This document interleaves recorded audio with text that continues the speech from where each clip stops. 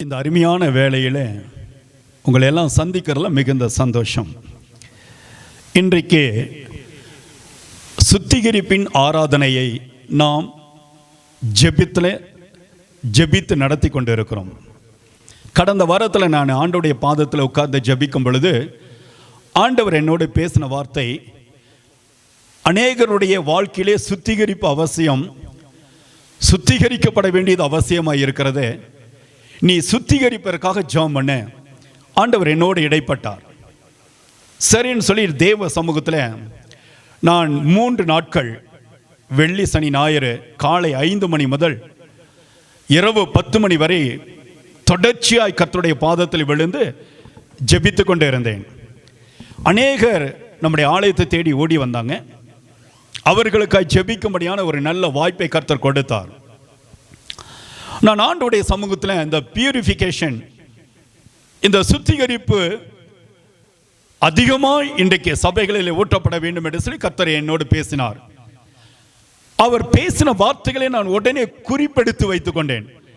அவர் என்னோடு என்னென்ன காரியத்திலே என்னுடைய உள்ளத்தில் போட்டாரோ அதை எல்லாவற்றையும் நான் குறிப்பெடுத்து வைத்துக்கொண்டு அந்த வார்த்தைகளை இன்றைக்கு உங்களுக்காய் கொண்டு வரும்படியான ஒரு நல்ல வாய்ப்பை கர்த்தர் கொடுத்திருக்கிறார். லூக்கா எழுதின சுவிசேஷ புத்தகம் 1வது அதிகாரம். எல்லாருமே வேதாகமத்தை எடுத்து வைத்துக்கொண்டு இந்த வார்த்தைகளுக்கு நாம் கீழ்ப்படியும் பொழுது, இந்த வார்த்தைகளுக்கு செவி கொடுக்கும் பொழுது தேவன் நம்மை ஆசீர்வதிக்கிறவராய் மாற்றி விடுவார். லூக்கா 1வது அதிகாரம் 14வது வசனத்தை நாம் வாசிக்க கேட்போம். உனக்கு சந்தோஷமும் போதும். ஆண்டவருடைய வார்த்தை சொல்லுகிறது, கர்த்தர் இன்றைக்கு உங்களை பார்த்து, என்னை பார்த்து, சபைகளை பார்த்து, தேவனுடைய பிள்ளைகளை பார்த்து ஒரு வாக்குத்தத்தத்தை கொடுக்கிறார். இன்றைக்கு from today, இன்றைக்கு ஒரு மகிழ்ச்சி, ஒரு சந்தோஷத்தை நான் இன்றைக்கு உன்னுடைய தலைகளுக்கு மேலே வைக்க போகிறேன். உன்னுடைய குடும்பத்திற்கு மேலாக ஒரு தெய்வீக சமாதானத்தை நான் வைக்க போகிறேன். ஒரு சந்தோஷம் இந்த உன்னுடைய வாழ்க்கையிலே நிலைத்து நிற்க போகிறது. பல நேரத்திலே பிசாசு என்ன செய்கிறான்? கடந்து வந்து முதலாவது அவன் நம்முடைய வாழ்க்கையிலிருந்து பிடுங்குகிற முதல் காரியம் என்ன? சந்தோஷத்தை தான், மகிழ்ச்சி தான் எடுத்து போடுறான். மனதுக்குள்ளாக ஒரு பாரத்தை கொண்டு வந்து விட்டுறான். எதையோ ஒரு இனம் புரியாத ஒரு கவலை வந்து ஒட்டி கொள்ளுகிறது. நல்லா தான் இருப்போம், திடீர்னு பார்த்தா நமக்கு ஒரு விதமான கவலை உள்ளத்திற்குள் வந்த உடனே நம்முடைய முக ரூபம் மாறுபடுகிறது. பல நேரத்தில் நான் சந்தோஷமா தானே இருந்தேன், எப்படி என் சந்தோஷம் மாறுச்சு தெரியாதபடிக்கு தத்தளித்து கொண்டிருக்கிற அநேக குடும்பங்களை நாம் பார்க்க முடிகிறது. ஆனால் தேவனாகிய கர்த்தர் இன்றைக்கு ஒரு வாக்குத்தத்தத்தை கொடுக்கிறார். தேவனுடைய பிள்ளைகளுக்கு இன்றைக்கு உங்களுடைய வாழ்க்கையில இழந்து காணப்படுகிற சந்தோஷத்தை நான் திரும்ப கொடுத்து உன்னை நான் கட்டி எழுப்ப போகிறேன். நான் மறுபடியும் உன்னுடைய வாழ்க்கையிலே ஒரு மகிழ்ச்சியை கொண்டு வந்து தரப்போகிறேன். எந்தெந்த காரியத்திலே பிசாசு உங்களுடைய சந்தோஷத்தை பிடுங்கி, உங்களுடைய சமாதானத்தை பிடுங்கி, உங்களுடைய மகிழ்ச்சிக்கு விரோதமாய் அவன் கிரியை செய்து கொண்டு இருக்கிறானோ, அந்த கிரியைகளை எல்லாவற்றையும் தேவனாகிய கர்த்தர் அழித்து போட்டு மறுபடியும் உங்களை நான் சந்தோஷப்படுத்துவேன் என்கிற ஒரு வாக்குத்தத்தத்தை கர்த்தர் கொடுக்கிறார். அல்லேலூயா. சந்தோஷம் வரணும்னு சொன்னா என்ன தெரியுமா மிக முக்கியம்? இன்னைக்கு நிறைய பேருடைய வாழ்க்கையில சந்தோஷம் வர வேண்டுமானால் புத்தாடைகள் வாங்கினால் சந்தோஷம் வரும். ஒரு சுற்றுலா போன சந்தோஷம் வரும். சொந்தக்காரர்கள் நம்முடைய குடும்பத்தில் வந்தா நமக்கு சந்தோஷம் வரும். அப்படித்தானே? நிறைய பேருக்கு என்ன எப்படி சந்தோஷம்? சொந்தக்காரங்க வந்துட்டான், உறவுகள் வந்துட்டா நமக்கு சந்தோஷம். அல்லது ஏதாவது ஒரு பண்டிகை வந்தா நமக்கு ஒரு சந்தோஷம். ஆனால் தேவனுடைய பிள்ளைகளுக்கு, கர்த்தரை தேடுகிற பிள்ளைகளுக்கு ஒரு சந்தோஷம் எப்படி தெரியுமா வரும்? இயேசு ஒரு வீட்டிற்குள் வந்தா அந்த வீட்டுக்குள் சந்தோஷமும் மகிழ்ச்சியும் என்றைக்குமே நிலைத்திருக்கும். அல்லேலூயா. இயேசு உங்க வீட்டுக்குள் வந்துடணும். இயேசு உங்க வீட்டுக்குள் உலாவும் பொழுது சந்தோஷமும் மகிழ்ச்சியும் உங்கள் வீட்டை நிரப்பிக் கொண்டே இருக்கும். இயேசு சொல்படி, இயேசு இருந்தா மட்டும் போதாது, இயேசு நம்முடைய வீட்டுக்குள் இருந்தா மட்டும் போதாது, இயேசு சொல்லறபடி நம்ம கேட்டு அதன்படி நடக்கும் பொழுது அந்த வீட்டுக்குள்ளாக சந்தோஷமும் மகிழ்ச்சியும் என்றைக்கும் நிலை கொண்டிருக்கும். இயேசுவினுடைய வல்லமை, இயேசப்பா வல்லமையினால் நிரப்பப்பட்டு கொண்டே இருக்கிறார். அவர் போகிற இடத்திலெல்லாம் ஒரு அக்கினி ஊட்டப்பட்டது. அவர் நிற்கிற இடத்துல, அவர் பார்க்கிற இடத்துல, அவர் ஜெபிக்கிற இடத்திலெல்லாம் தேவனுடைய வல்லமை இறங்கிக் கொண்டே இருக்கான். அப்ப இயேசு எந்த வீட்டில் இருக்கிறாரோ, இயேசுவினுடைய சொற்படி யாரு கேட்டு நடக்கிறார்களோ, இயேசப்படைய வல்லமை எந்த வீட்டிற்குள்ளாக அதிகமாய் ஓட்டப்படுகிறதோ, இந்த வீட்டிற்குள்ளாக சந்தோஷமும் மகிழ்ச்சியும் என்றைக்கும் நிலைத்து கொண்டே இருக்கும். இது ஒரு டெம்பரவரியான சொல்யூஷன் கிடையாது. இந்த சந்தோஷம் நம்ம என்ன நினைக்கிறோம்? கிறிஸ்துமஸ் வந்தா நமக்கு சந்தோஷம், ஈஸ்டர் வந்தா நமக்கு சந்தோஷம், மற்ற பண்டிகைகள் வந்தா சந்தோஷம். அது ஒரு நாள் சந்தோஷம், அடுத்த நாள் மறுபடியும் ரெகுலரா நம்ம அடுத்த வேலைக்கு கடந்து செல்வோம். ஆனால் தேவனுடைய பிள்ளைகளுக்கு இயேசு நம்மோடு 24 மணி நேரம் இருந்து கொண்டே இருக்கிறார். அவர் இருக்கிற நாள் அளவும் நமக்கு சந்தோஷத்தை கர்த்தர் கொடுத்து கொண்டே இருக்கிறார். அல்லேலூயா. இப்ப இயேசு இருக்கும் பொழுது இந்த சந்தோஷம், இயேசு இல்லாத வீட்டில் என்ன நடக்கிறது? பாவம் படுத்து இருக்கும். கவனிங்க, கர்த்தருடைய பிள்ளைங்க ரொம்ப ஜாக்கிரதையா நீங்க தெரிந்து கொள்ள வேண்டிய ஒரு காரியம், பாவம் படுத்து இருக்கும். இயேசு இல்லாத வீட்டில் பாவம் கிரியை செய்யும். இயேசுவினுடைய இரத்தத்தினால் கழுவப்படாத வீட்டில் ஸ்தோத்திரம், பாவம் படுத்திருக்கும். பாவம் படுத்திருக்கு. பாவம் சில நேரத்தில் பிசாசு கொண்டு நம்முடைய வாசற்படியில் வச்சிருவான். ஒவ்வொரு வீட்டுடைய வாசல் படியில பாவம் படுத்திருக்கும். ஆகவேதான் கர்த்தர் சொல்லுகிறார், இயேசு ஒரு குடும்பத்திற்கு இன்றைக்கு அதிகமாய் தேவைப்படுகிறார். இயேசுவை அசட்டை செய்யும் குடும்பத்தை, இயேசுவை அசட்டை செய்யும் எந்த ஒருவரையும் பாவம் பற்றி கொள்ளும். அல்லேலூயா சொல்லுங்களே, கரங்களை உயர்த்தி ஒரு அல்லேலூயா சொல்லுங்க. ஹல்லேலூயா. தேவன் நல்ல ஒரு அல்லேலூயா சொல்லுங்க, சத்தமிட்டு ஹல்லேலூயா. தேவனாகிய கர்த்தர் நம்மை கனப்படுத்துவார். இந்த இயேசு ராஜா நம்முடைய வீட்டுக்குள் இருக்கும் பொழுது பாவத்திற்கு அங்கே இடமில்லை, சாபத்திற்கு இடமில்லை, சோர்வுக்கு இடமில்லை, கவலைகளுக்கு இடமில்லை. இயேசு ஒவ்வொரு குடும்பத்தையும் தன்னுடைய வல்லமையினால் நிரப்பிக் கொண்டே இருப்பாங்க. நான் இன்னைக்கு கேட்கிறேன், இயேசு உங்க வீட்டில் இன்றைக்கு கிரியை செய்யறாரா? இயேசுடைய வல்லமை உங்க வீட்டுக்குள்ள இறங்கி கொண்டே இருக்கிறதா? ஒவ்வொரு நாளும் பரலோகத்தின் அந்த வல்லமை உங்க குடும்பத்தை நிரப்புகிறதா? நீங்க சோதிச்சு பார்க்கணும், சோதிச்சு பார்க்கணும். இல்ல பாஸ்டர், எப்ப பார்த்தாலும் எங்களுக்கு பிரச்சனை தான், எப்ப பார்த்தாலும் எங்களுக்கு கடன் தான், எப்ப பார்த்தாலும் எங்களுக்கு வியாதி தான், எப்ப பார்த்தாலும் எங்களுக்கு துக்கம் தான் நிறைந்திருக்குன்னு சொன்னா, இயேசு அந்த இடத்துல ஏதோ இல்லாதபடி மிஸ் ஆகியிருக்கிறாரு. அதை நீங்க கண்டுபிடிக்கணும். அல்லேலூயா. இப்போ நம்முடைய வாழ்க்கையில பாவம் சில நேரத்தில் ஒட்டிக்கொள்கிறதுல நமக்கு தெரியாமையே பாவம் வந்து விடுகிறது. நம்முடைய கண்களில பாவம், வார்த்தைகளிலே பாவம், செயல்களிலே பாவம், சோத்திரம் நம்முடைய சிந்தனையிலே பாவம் ஒட்டிக்கொள்கிறது. இந்த பாவத்திற்காக இந்த உலகத்திலே தன்னுடைய இரத்தத்தை கொடுத்த ஒரே ஒரு தெய்வம் ஆண்டவராகி இயேசுவே மட்டுமே, அவருடைய வல்லமை மட்டுமே.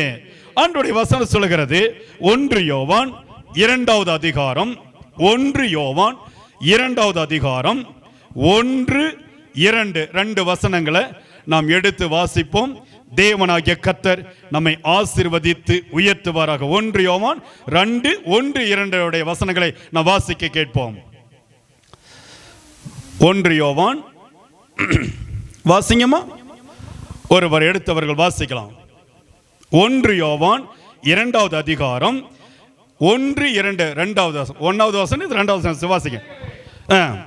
பாவம் செய்யாதபடிக்கு இவைகளை உங்களுக்கு எழுதுகிறேன். ஒருவன் பாவம் பாருங்க, ஆண்டுடைய வசனம் ஒருவன் பாவம் செய்வானானால் நீதிபரராய் இருக்கிற இயேசு கிறிஸ்து நமக்காக பிதாவினிடத்தில் பரிந்து பேசுகிறவராயிருக்கிறார். அல்லேலூயா. கர்த்தருடைய வார்த்தை. அடுத்த வசனம் சொல்கிறது, நம்முடைய பாவங்களை நிவர்த்தி செய்கிற கிருபாதார பலி. எல்லாரும் சொல்லுங்க, என்ன பலிங்க? கிருபா. எல்லாரும் சத்தமா சொல்லுங்க, கிருபாதார. சத்தமா சொல்லுங்களேன், நான் உங்களை பார்த்து தான் சொல்றேன். எல்லாரும் சேர்ந்து சொல்லுங்க, கிருபாதார பலி. அல்லேலூயா. ஆண்டவர் சொல்றாரு, இந்த கிருபாதார பலி அவரே நம்முடைய பாவங்களை மாத்திரமல்ல சர்வலோகத்தின் பாவங்களையும் நிவர்த்தி செய்கிற பலியாயிருக்கிறார். அல்லேலூயா சொல்லிருங்களேன். நல்ல கரங்களை உயர்த்தி அல்லேலூயா சொல்லுங்க. சபை ஆண்டவருடைய பாதத்தில் விழிப்பாய் இருக்கணும். ஆமென் சொல்லுங்க. சத்தமிட்டு கரங்களை உயர்த்துங்க. நல்ல கரங்களை உயர்த்துங்க. நல்ல கையை உயர்த்தி சொல்லுங்க, அல்லேலூயா. ஆண்டவருடைய வார்த்தை சொல்கிறது, ஒருவன் பாவம் செய்வானானால் நீதிபரராய் இருக்கிற கிறிஸ்து நமக்காக பிதாவின் இடத்துல வேண்டிக் கொள்ளுகிறார். இன்னைக்கு நிறைய பேர் என்ன நினைக்கிறாங்க, பாஸ்டர் இடத்துல போய் ஜெபம் பண்ணினா அவர் நமக்காக ஏசப்பாவிடத்துல ஜெபம் பண்ணுவார், வேண்டிக் கொள்வார். சரியா? அல்லது ஒரு ஊழியக்காரட்ட போய் ஜெபம் பண்ணா நமக்காக ஆண்டவரிடத்துல இவர் பரிந்து பேசி ஜெபிப்பார். ஆனா முழு உலகத்தையும் ஆண்டவருடைய பாதத்தில், தன்னுடைய பாதத்தில் கொண்டு வந்து பிதாவின் இடத்திலே ஒருவர் பரிந்து பேசுகிறார். அவர்தான் ஆண்டவராகிய இயேசு கிறிஸ்து. அல்லேலூயா. நல்ல சத்தமா நான் சொல்லும் பொழுது அல்லேலூயா சொல்லி கர்த்தருடைய நாமத்தை நீங்க மகிமை. வாயை மூடிட்டு இருக்க கூடாது. வாயை திறந்து நீங்க என்னைக்கு அல்லேலூயா ஸ்தோத்திரம் பண்றீங்களோ கர்த்தருடைய வார்த்தைகளுடைய வாழ்க்கையில இடைப்படும் பொழுது நீங்க அப்படிப்பட்ட அபிஷேகத்தோடு நல்ல சத்தமிட்டு ஆவியானவரே அல்லேலூயா ஸ்தோத்திரம் என்று சொல்லி ஆர்ப்பரிக்க வேண்டும். ஆமென் சொல்லுங்க, அல்லேலூயா சொல்லுங்க. கரங்களை உயர்த்தி சொல்லுங்க. ஒவ்வொரு வருஷம் நான் சொல்லும் பொழுது கரங்களை உயர்த்தி நீங்க சத்தமிட்டு அல்லேலூயா சொல்லணும். இப்போ ஆண்டவர் நம்முடைய பாவங்களை நிவர்த்தி செய்கிற கிருபாதார பலி இயேசு. இவர் என்ன செய்கிறார்? நம்முடைய குடும்பத்திற்காக மட்டுமல்ல, இந்தியாவுக்காக மட்டுமல்ல, ஆப்பிரிக்காவுக்காக மட்டுமல்ல, ஆஸ்திரேலியாவுக்காக மட்டுமல்ல, அமெரிக்காவுக்கு மட்டுமல்ல, எல்லா முழு தேசத்திற்கும் ஸ்தோத்திரம். முழு தேசத்தினுடைய பாவங்களை சுமந்து தீர்க்கிறதான அந்த கிருபாதார பலி எல்லாருக்காகவும் என்ன செய்கிறார்? தேவனுடைய சமூகத்திலே தன்னை தானே பலியாய் ஒப்பு கொடுக்கிறார். அல்லேலூயா. இயேசு இன்றைக்கு நமக்காக பலியிடப்பட்டு இருக்கிறார். இயேசுடைய ரத்தம் இன்றைக்கு உங்களுக்காக எனக்காய் சிந்தப்பட்டு இருக்கிறது. கரங்களை உயர்த்தி அல்லேலூயா சொல்லுங்க. இயேசுடைய ரத்தம் யாருக்காக? உங்களுக்காக எனக்காக சிந்தப்பட்டு இருக்கிறது. இந்த ரத்தத்தினால் இன்றைக்கு நாம் கழுவப்பட்டு இருக்கிறோம். இந்த விசுவாசத்துல நம்ம உறுதியா இருக்கணும். இயேசுவை நம்பி வந்த பிள்ளைகளை ஆண்டவர் ஒரு நாளும் வெட்கப்படுத்த விடவே மாட்டார். ஆண்டவர் கைவிட்டதாக சரித்திரமே கிடையாது. நீங்க இன்றைக்கு வேண்டுமானால் உங்களுக்கு சில பாடுகள் துக்கத்தோடு இருக்கலாம், ஆனால் இது நிரந்தரம் அல்ல. தேவன் ஒரு விடுதலை கொடுக்கிறவராய் இருக்கிறார். இப்ப கர்த்தருடைய வசனம் சொல்லுகிறது பாருங்க. எபிரேயர் ஸ்தோத்திரம் 12:14 நீங்க வாசிக்கும் பொழுது வசனத்தை நீங்க டக்குன்னு எடுத்து வாசிக்கணும். சரியா? பைபிளை அழகு பொருளை வச்சிருக்க கூடாது. பைபிளை வாசித்து இந்த வசனம் எனக்காக என்ன கற்றுக் கொடுக்கிறது என்பதை நீங்கள் கற்றறிந்து தேவனுடைய வார்த்தையின்படி நீங்கள் விடுதலை பெற்றுக்கொள்ள வேண்டும். ஆண்டவருடைய வசனம், பாவம் இல்லாம இன்னைக்கு நான் வாழணும். கவனிங்க, பாவம் இல்லாம நான் வாழணும். அதுக்கு நான் என்ன செய்யணும்? என்ன இன்றைக்கு நான் சுத்திகரித்துக் கொள்ள வேண்டும், நான் சுத்தப்படுத்தி வைத்துக் கொள்ள. கவனிங்க, ஒரு வாரம் குளிக்கலினா நம்முடைய உடம்பெல்லாம் நாற்றம் எடுக்க. 10 நாள் குளிக்கலினா நம்ம பக்கத்துல யாருமே வர முடியாது. சரியா? அப்போ சரீரத்தில் இந்த அழு கொட்டி இருக்குன்னு தான் நமக்கு எல்லாருக்கும் தெரியும்.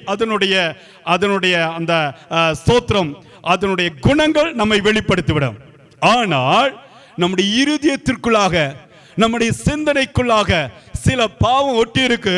இது யாருக்குமே தெரியாது. அதனால தான் வசனம் சொல்கிறது எபிரேயர் 12:14 பரிசுத்தம் இல்லாமல் தேவனை தரிசிக்க முடியாது.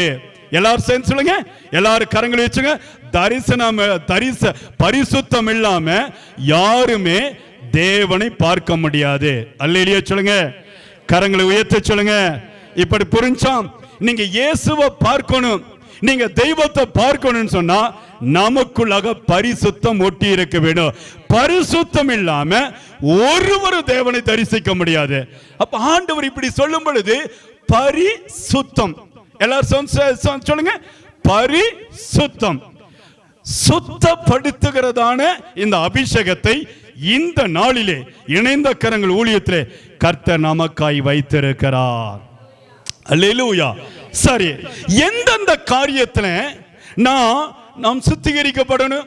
எனக்கு தெரியல பிரதர், எனக்கு தெரியல. எனக்கு சில காரியத்தை சொன்னாதான் தெரியும், சில காரியத்துல எனக்கு விளங்கலைன்னு சொல்லி நினைச்சிட்டு இருக்கீங்களா? நம்ம நினைக்கிறோம் நான் எல்லாத்திலையும் சரியா தானே இருக்கிறேன், நான் எல்லா காரியத்திலையும் பரிசுத்தமா தானே இருக்கிறேன் அப்படின்னு சொல்லி தான் எல்லாரும் நினைச்சிட்டு இருக்கோம். ஆனா சில காரியத்தை உங்களுக்கு கர்த்தர் சொல்லி கொடுத்ததை உங்க முன்னாடி நான் கொண்டு வந்து வைக்கிறேன் பாருங்க. எந்தெந்த காரியத்துல நம்ம தவறி இருக்கிறோம், இன்னும் சீர்படுத்திக் கொள்ளணும், எந்தெந்த காரியத்துல ஆண்டவர் என்னை சரிபடுத்தணும்னு சொல்லி நீங்களும் நானும் புரிந்து கொள்ள போகிறோம். அப்ப ஆண்டவர் சொல்லிக் கொடுக்கிறார், முதலாவது கவனிங்க, முதலாவது சரீரத்திலே நம்மை சுத்தப்படுத்தி வைத்துக் கொள்ள வேண்டும். அல்லேலூயா, அல்லேலூயா. ஆண்டவருடைய வசனம் சொல்கிற ரோமர் 6வது அதிகாரம் 12-13 வசனத்தை நாம் வாசிக்க. இன்றைக்கு ஏன் தெரியுமா? கவனிங்க, சத்தியத்தை நீங்கள் அறிந்து கொள்ள வேண்டும். நீங்கள் கர்த்தருடைய வசனத்தை தெரிந்து கொண்டு இந்த வசனத்தை பிடித்துக் கொண்டு ஆதாரமாய் பிடித்துக் கொண்டு வார்த்தை எனக்கு என்ன சொல்கிறது இதை நீங்க பிடிச்சுக்கிட்டு நீங்க ஜெபிக்க கற்றுக்கொள்ளும் பொழுது தேவன் ஒரு பெரிய மாற்றத்தை இன்றைக்கு உங்க வாழ்க்கையில செய்ய போறார். ஆண்டவர் இன்றைக்கு சும்மா அங்க கொண்டு வரல, ஆண்டவர் உங்களை சாதாரணமா இங்க அழைத்து கொண்டு வரல, ஆண்டவர் உங்கள் மூலமாய் ஏதோ ஒரு அற்புதத்தை செய்ய விரும்புகிறார். என்ன அற்புதம் கண்டுபிடிக்கணும். சரீரம் இன்றைக்கு சுத்தமாக வேண்டும். தம்பி தங்கச்சி கவனிங்க, சரீரம் சுத்தமாக வேண்டும். அப்ப ஆண்டவருடைய வசனம் சொல்லுங்க, ரோமர் 6:12-13 வாசிங்க.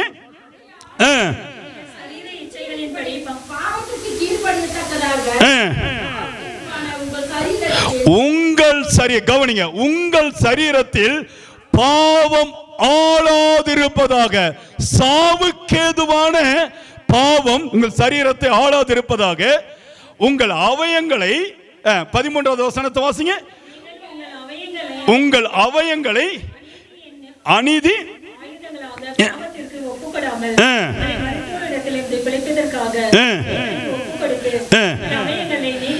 உங்கள் அவயங்களை கர்த்தர் சொல்லிக் கொடுக்கிறாரு.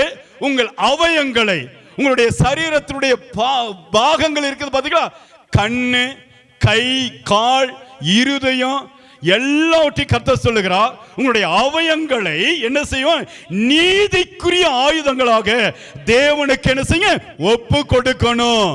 முதலாவது கர்த்தர் சொல்ல கவனிங்க, வசனத்தை வாசிச்சுட்டு என்னை நேர பாருங்க. நீங்க கர்த்தருடைய ஸ்தோத்திரம் சமூகத்திலே பாவம் இல்லாத பிள்ளைகளை வாழணும்னா சுத்திகரிக்கப்பட வேண்டியது அவசியமாக இருக்கிறது. எப்படி சுத்திகரிக்கப்பட வேண்டும் என்றால், உங்களுடைய அவயங்களை நீதிக்குரிய அவயங்களாக என்ன செய்யுங்க, தேவனுக்கு ஒப்பு கொடுங்க. ஆண்டவர் இதை சொல்லிக் கொடுக்கிறார். ஆண்டவர் சொல்ற காரியத்துல சரியாத்தான இருக்கு. 1 கொரிந்தியர் 6:19 சொல்கிறது, உங்கள் சரீரமானது பரிசுத்த ஆவியானவர் தங்கியிருக்கிற ஆலயமாயிருக்கிறது. என்ன? ஆண்டவருடைய ஆலயமாயிருக்கிறது. நீங்கள் உங்களுடையவர்கள் அல்ல. நீங்க தான் நினைச்சிட்டீங்க, நான் எனக்காகத்தான் வாழறேன், இந்த சரீரம் என்னுடையது, நான் எனக்காக மட்டுமே செல்ஃபிஷா வாழ்ந்து கொண்டு இருக்கிறேன். அப்படி சொல்லவே முடியாது. உங்கள் சரீரமானது பரிசுத்த ஆவியானவர் தங்கி இருக்கிற ஆலயமாயிருக்கிறது. ஒரு ஆமீன் சொல்லுங்க, நல்ல கரங்களை உயர்த்தி சொல்லுங்க, ஹல்லேலூயா. அப்ப பரிசுத்த ஆவியானவர் நம்முடைய இருதயத்திலே, நம்முடைய சரீரத்திலே தங்கி இருக்கிறார். இந்த சரீரம் நம்முடையது கிடையாது. நீங்க நினைக்கிறீங்களா நான் என்னுடைய சரீரம் என்னுடையதுன்னு சொல்லி? இது உங்க சரீரம் கிடையாது. தேவன் ஆளுகை செய்கிறவராய் இருக்கிறார், உங்களுடையதல்ல. மத்தேயு 5:29 30வது வசனத்தை நாம் எல்லாரும் இந்த வசனத்தை எடுத்து வாசிப்போம். ரொம்ப மிக முக்கியமான வார்த்தை. மத்தேயு 5வது அதிகாரம் 29 30வது வசனத்தை எல்லாரும் வாசிங்க. எல்லாரும் பைபிளை அந்த வசனத்தை வாசிங்க. கர்த்தருடைய வார்த்தை இங்கே சொல்லுகிறது, உன்னுடைய வலது கண், கவனிங்க கவனிங்க, ரொம்ப மிக முக்கியமான சிஸ்டர், ஆண்டவருடைய வார்த்தை என்ன தெரியுமா சொல்லுகிறது? நீங்க எல்லாரும் என்ன நினைச்சிட்டு இருக்கீங்க? இது ஏன் சரீரம், இந்த சரீரத்தை யாரும் தொடக்கூடாது. ஆனா கர்த்தர் என்ன சொல்றாரு? உனது வலது கண் உனக்கு இடறல் உண்டாக்கினால் அதை பிடுங்கி எரிந்து போடு, உன் சரீரம் முழுவதும் நரகத்தில் தள்ளப்படுவதை பார்க்கிலும் உன் அவயங்களில் ஒன்று கெட்டு போவது உனக்கு நலமாயிருக்கு. கர்த்தர் சொல்றாரு, உன் கண்ணு உனக்கு இடரல் உண்டாக்குச்சு. கவனிங்க, உன் கண்ணு உனக்கு இன்னைக்கு இடரல் உண்டாக்குச்சா, அந்த கண்ணை நீ பிடுங்கி போட்டு, அந்த கண்ணி இல்லாம கூட நீ வாழ்ந்துடலாம். ஆனா முழு சரீரமும் நரகத்திற்குள்ளாக தள்ளப்படக்கூடாது. அதுல ரொம்ப ஜாக்கிரதையா இருக்கணும். ஆமென் சொல்லுங்க. எத்தனை பேர் விசுவாசிக்கிறீங்க? ஹல்லேலூயா. அப்போ அடுத்தது கீழே சொல்றாரு, உன்னுடைய வலது கை வாசிங்க, உனக்கு இடரல் உண்டாக்கினால் அதை தரித்தெறி, அதை எடுத்து போட்டு உன் சரீரம் முழுவதும் நரகத்தில் தள்ளப்படுவதை காட்டிலும் உன் அவயங்களில் ஒன்று கெட்டு போவது உனக்கு நலமாய். அப்ப கர்த்தர் என்ன சொல்றாரு? முதலாவது நீ என்ன தெரியுமா செய்ற சிஸ்டர், கவனிங்க, ஆண்டவர் சொல்லிக் கொடு காரியம் என்ன தெரியுமா? நீ என்னப்பா தெரியுமா செய்ற? முதலாவது உன் சரீரத்தை குறித்து நீ எச்சரிக்கையா இருக்கணும். ஆமென் சொல்லுங்க. கரங்களை உயர்த்தி அல்லேலூயா சொல்லுங்க. ஆண்டவர் சொல்லிக் கொடுக்கிறார், முதலாவது உன் சரீரத்தை குறித்து நீ எச்சரிக்கையா இருக்கணும். இந்த சரீரம் கெட்டு போனா, இந்த சரீரத்துல ஏதாவது ஒரு அவயம் கெட்டு போனாலும் முழு சரீரம் கெட்டு போயிரு. கண்ணு கெட்டு போனாலும் சரி, கை கெட்டு போனாலும் சரி, எல்லாம் முழு சரீரத்தும் அது அரித்து. சில நேரத்தில் நீங்க சில வியாதிகளை பார்த்துருக்கீங்களா? ஸ்தோத்திர, டிபி வியாதி சொல்லுவாங்க, சில நேரத்தில் கேன்சர் வியாதி சொல்லுவாங்க. ஒரு முறை அந்த கேன்சர் வந்துருச்சுன்னா எலும்புகளை அரித்து கொண்டே வரும், உள்ள இருக்கிற சதைகளை திண்டு கொண்டே இருக்கும். டிபி வியாதி அதே மாதிரி தான். ஆனா நம்முடைய கண்ணு ஒண்ணு கெட்டுச்சுன்னா முழு சரீரம் கெட்டு போயிடும். நம்முடைய கை கட்டுச்சுன்னா முழு சரீரம் கெட்டு போயிடும். அப்ப ஆண்டவர் என்ன சொல்லிக்கிறார்?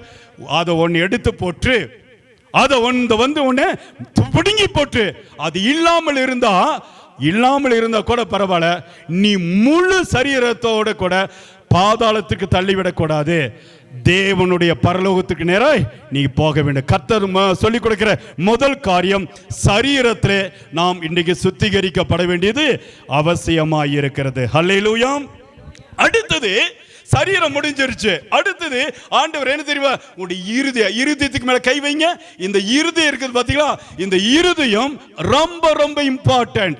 இந்த இருதயத்தை குறித்து கர்த்தர் சொல்லுகிறார். மத்தேயு 5வது அதிகாரம், அதே அதிகாரத்துல 8வது வசனத்தை வாசிங்க. 8வது வசனத்தை நல்ல சத்தமிட்டு வாசிங்க.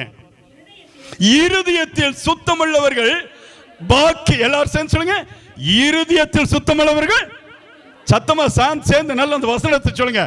இருதயத்தில் சுத்தமுள்ளவர்கள் பாக்கியவான்கள், அவர்கள் தேவனை தரிசிப்பார்கள். அல்லேலூயா.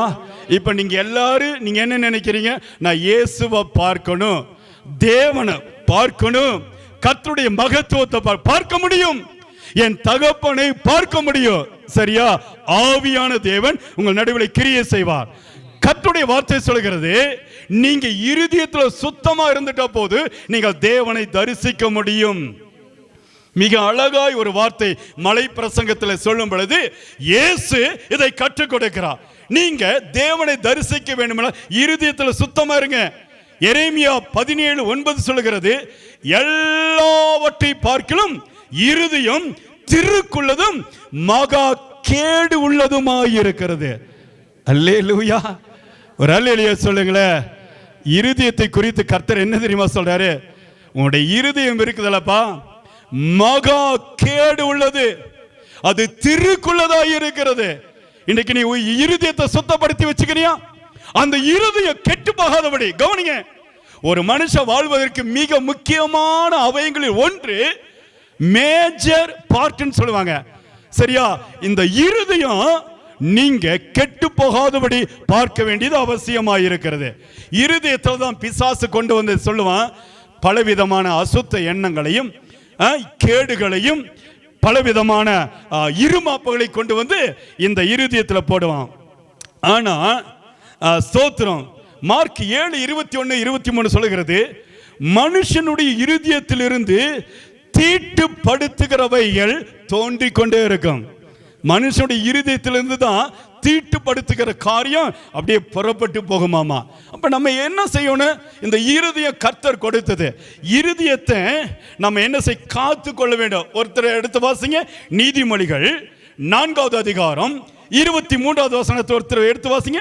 4:23 நீதிமொழிகள். கர்த்தருடைய வசனத்துக்கு நேரம் நீங்க போகணும்.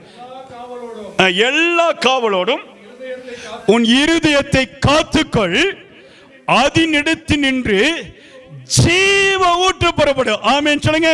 நல்ல கரங்களை உயர்த்தி ஹல்லேலூயா. கர்த்தர் சொல்லி கொடுக்கிறார், எல்லா காவலோடும். செக்யூரிட்டி வேணும் தம்பி, தங்கச்சி, என் அன்பு குடும்பமே, எல்லா காவலோடும் உன்னுடைய இருதயத்தை காத்துக்கொள். அங்கு இருந்துதான் ஜீவ ஊற்று புறப்படும். ஆமென் சொல்லுங்க. ஹல்லேலூயா. ஜீவ ஊற்று. அப்ப நம்ம வாழ்க்கைக்கு உண்டான நீர் ஊற்று, ஜீவன் கொடுக்கிற ஊற்று இந்த தேவனுடைய சமூகத்திலிருந்து, தேவன் கொடுத்த இருதயத்திலிருந்து புறப்பட்டு வருகிறது. அதனால இருதயத்தை நீங்க எல்லா காவலோடும் ரொம்ப ஜாக்கிரதையாய் வைத்துக் கொள்ள வேண்டும். முதலாவது பிசாசு வந்து நம்மை தொடுகிற இடம் சரீரம். முழு சரீரத்தையும் தொடுவான். அடுத்தது அவனுடைய இரண்டாவது கண் எங்க தெரியுமா போகும்? இருதயத்தை தொடுவான். மூன்றாவது ஒரு காரியத்தை சொல்லிக் கொடுக்கிறேன். நான் இதை ஸ்தோத்திரம் அதிகமாக எக்ஸ்பிளனேஷன் பண்ணல, உங்களுக்கே தெரியும். இந்த வார்த்தைகளை சொல்லும் பொழுது நீங்கள் விளங்கிக் கொள்வீங்க. நாவுகளில் நாம் சுத்திகரிக்கப்படும். நாக்கில் சரியா பேசுகிற பேச்சு இருக்குது பாத்தீங்களா? பேச்சு வேற, நாவு வேற. நாக்கு வந்து என்ன செய்யணும்? சுத்திகரித்துக் கொள்ள வேண்டும். ஆண்டவருடைய வசனம் சொல்லப்படுகிறது. சரியா? சங்கீதம் 34:13 எடுத்து வாசிங்க. வசனத்தை நீங்க வாசிக்கும் பொழுது அது இந்த வார்த்தைகள் உங்களுக்கு தெரியும். சங்கீதம் 34:13 சீக்கிரம் வாசிங்க. சங்கீதம் 34:13 உன் நாவை பொல்லாப்புக்கும் உன் உதடுகளை கபட்டு வசனிப்புக்கும் விலக்கி காத்துக்கொள். கர்த்தர் இன்றைக்கு இன்னொரு காரியத்தை உணர்த்துறார். கவனிங்க. ஃபர்ஸ்ட் நம்ம சரீரத்தை சொல்லிட்டாரு, அடுத்தது என்னுடைய இருதயத்தை சொல்லிட்டாரு, மூன்றாவது நாக்க அடக்கி ஆளக்கொள்ள வேண்டும். கர்த்தர் சொல்றாரு, உன்னுடைய நாவை பொல்லாப்புக்கும். பொல்லாப்பு எங்கிருந்து தெரியுமா புறப்படுது? உன்னுடைய நாக்கிலிருந்து புறப்படுது.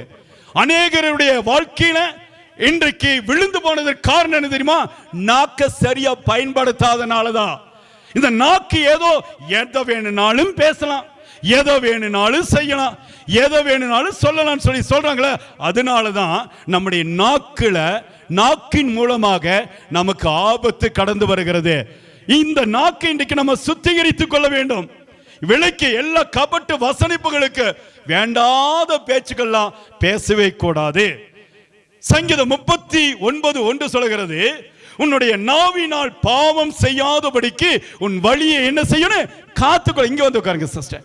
ஆண்டவருடைய வார்த்தை சொல்லுகிறது, கர்த்தருடைய வார்த்தை சொல்லுகிறது, உன்னுடைய நாவை அடக்க ஸ்தோத்திர, நாவினால் பாவம் செய்யாதபடிக்கு உன் நாக்கினை கவனமாக பாதுகாத்துக்கொள்.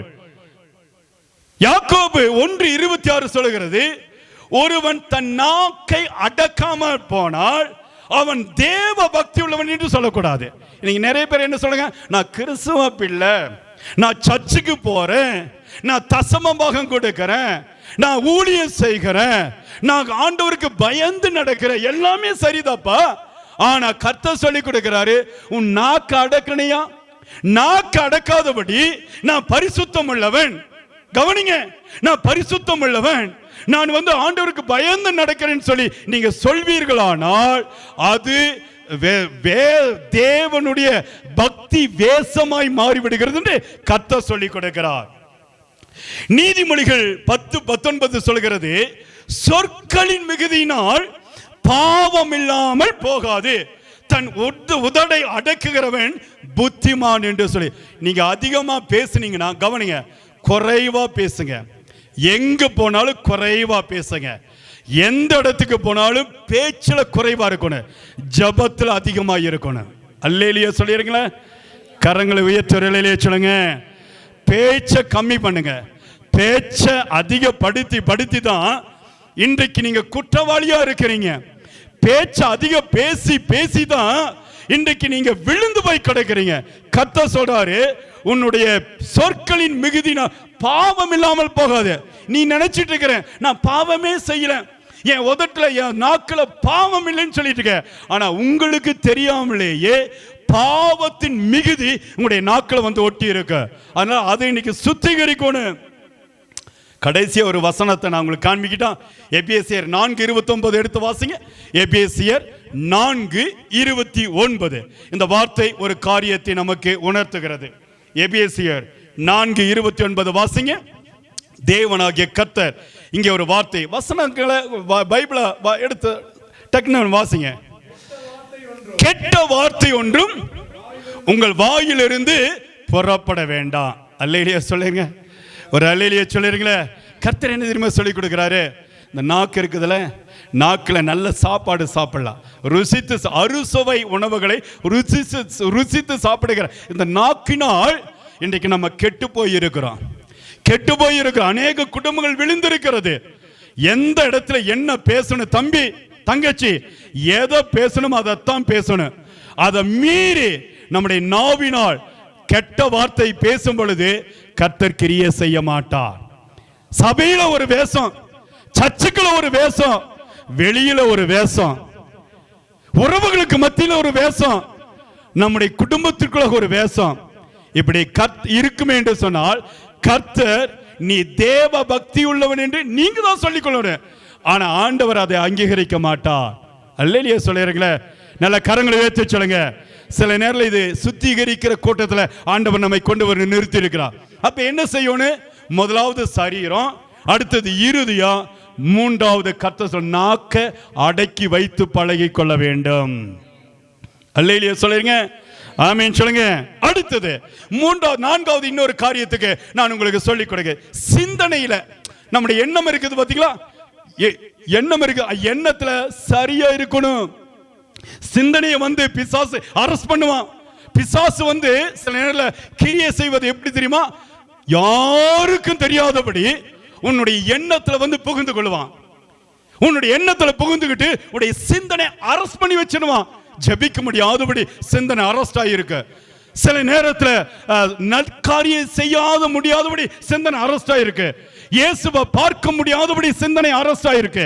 அதை நம்ம இன்னைக்கு குறிப்பறிந்து நம்ம என்ன செய்யணும்? ஜெபிக்கணும். சங்கீதம் 119 வாசிங்க. 119 113வது வசனம். சங்கீதம் 119 13வது வசனத்தை நீங்கள் வாசித்து பாருங்க. கர்த்தர் அங்கே ஒரு காரியத்தை சொல்லுகிறார். வாசிங்க. சங்கீதம் 119 113வது வசனம். 119வது அதிகாரம் 113வது வசனத்தை வாசிங்க.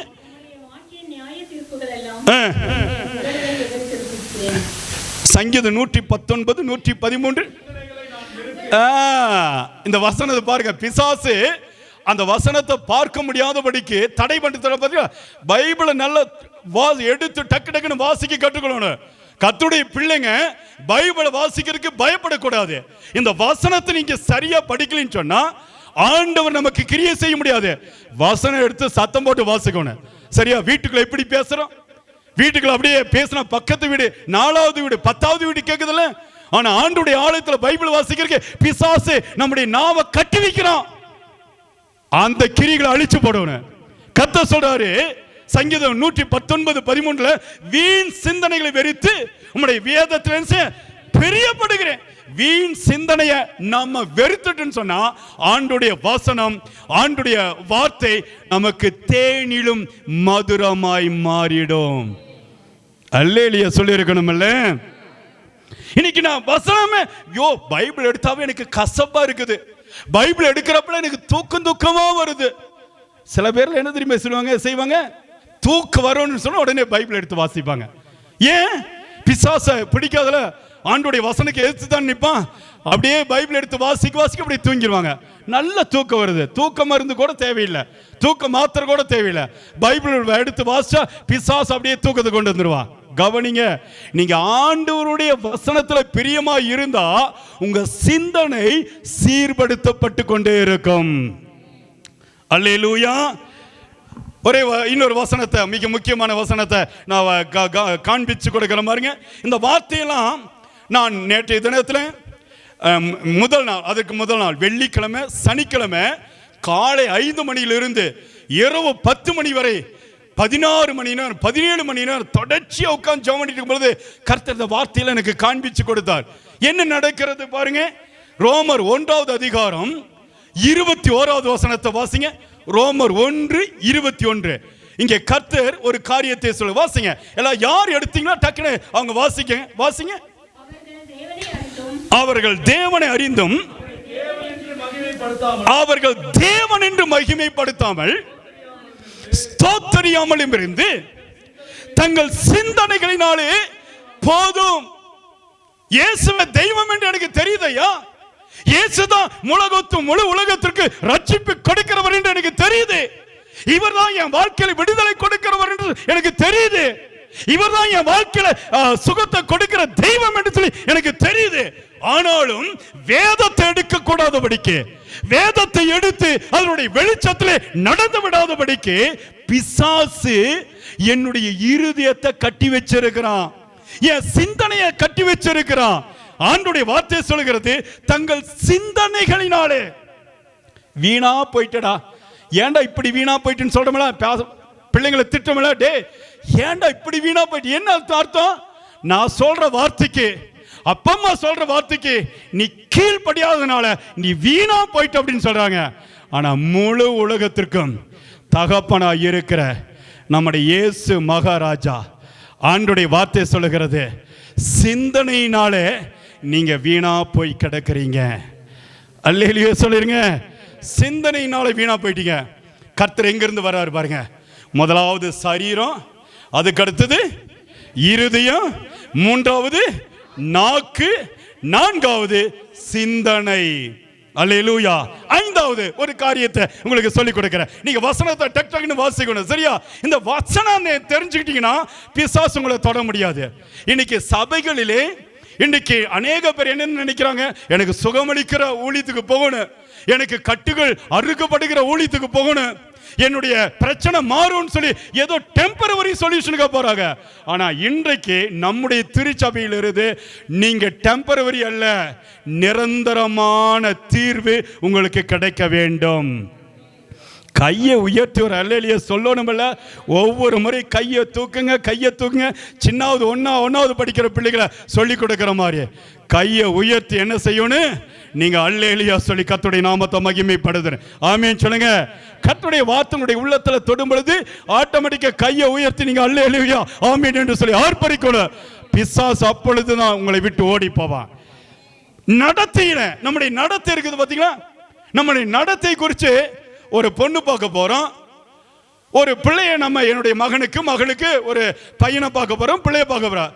அப்ப நம்ம ஃபர்ஸ்ட் போய் என்ன விசாரிக்கிறோம், இந்த பிள்ளை நல்ல நடத்தியா இருக்குமா, இந்த பையன் நல்ல நடத்தியா இருக்கிறானா, நடத்தின என்ன குடிக்காம இருக்கிறானா, கெட்ட வார்த்தை பேசாம இருக்கிறானா, நல்ல பழக்க வழக்கத்தோடு இருக்கிறானா, அன்பா இருப்பானா, நல்லா சம்பாதிக்கிறானா. அப்ப என்ன, நடத்தையில ஜாக்கிரதையா இருக்க வேண்டும்.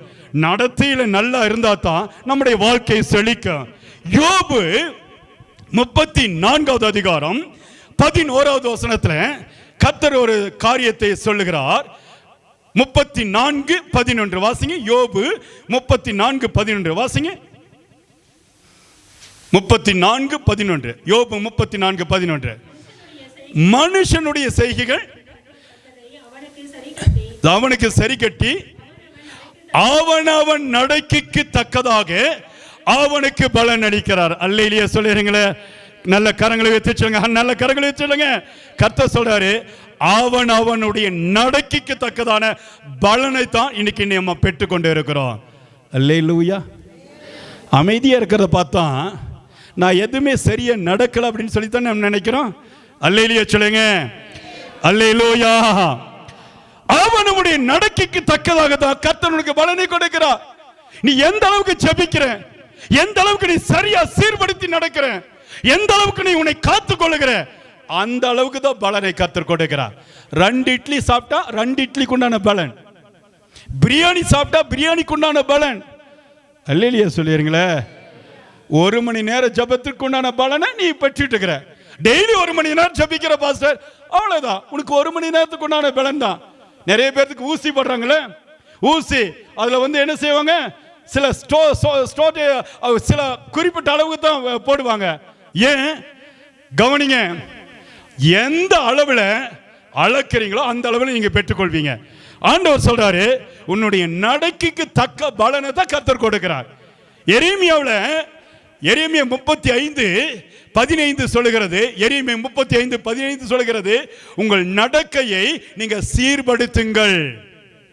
ஆமென் சொல்லுங்க, அல்லேலூயா சொல்லுங்க. உங்கள் நடக்கையை நீங்க சீர்படுத்துங்க.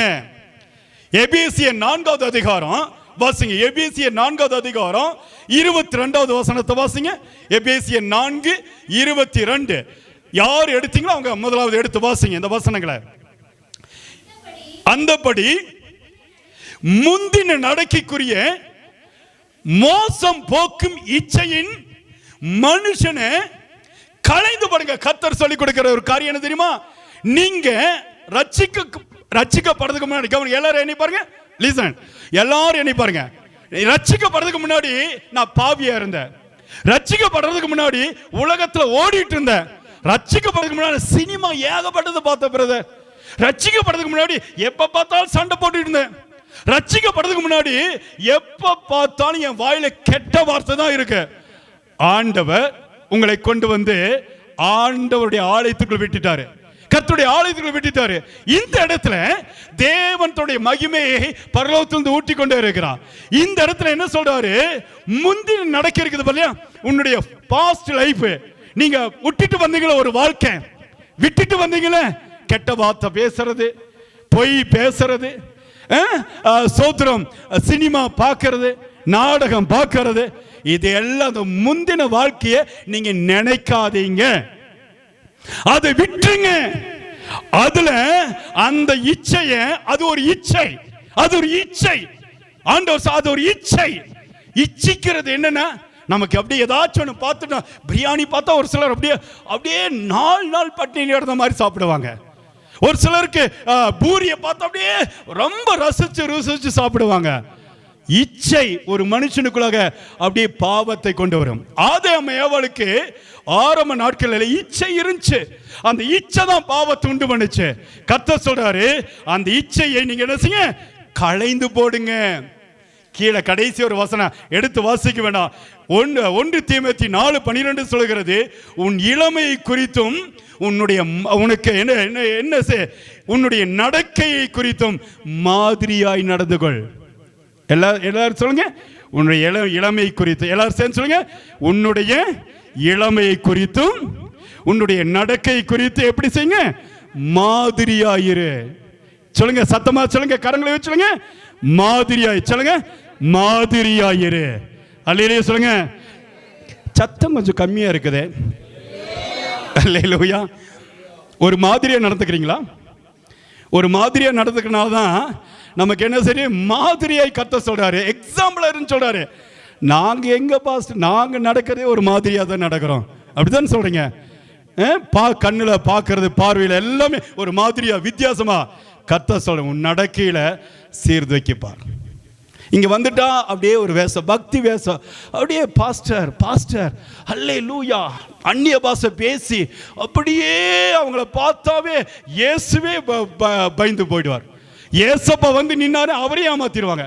ஏசப்பா வந்து நின்னாருன்னா அவருக்கே இவங்களை ஜெபத்தை கட்டி கொடுத்துருவாங்க, அந்த அளவுக்கு ஜெபம் பண்ணுவாங்க. அல்லேலூயா. கர்த்தர் சொல்றாரு, மனுஷனுக்கு முன்பதாக இல்ல, தேவனுக்கு முன்பதாக உன் நடக்கை நீ சீர்படுத்து. அல்லேலூயா. அடுத்த நான் பாட்டுக்கு வர பேச்சு. இந்த பேச்சு இருக்குதுல, நாக்கு கர்த்தர் கொடுத்துட்டாரு. நாக்குல இருந்து என்ன வெளிப்படுத்துங்க, சத்தமா சொல்லுங்களேன். நீங்க பாக்குறத பார்த்து எனக்கு பயமா இருக்குது. நாக்கு ஆண்டவர் கொடுத்துட்டாரு, நாக்குல இருந்து என்ன புறப்படுத்துங்க, வார்த்தை, பேச்சு. சத்தமா சொல்லுங்களேன்.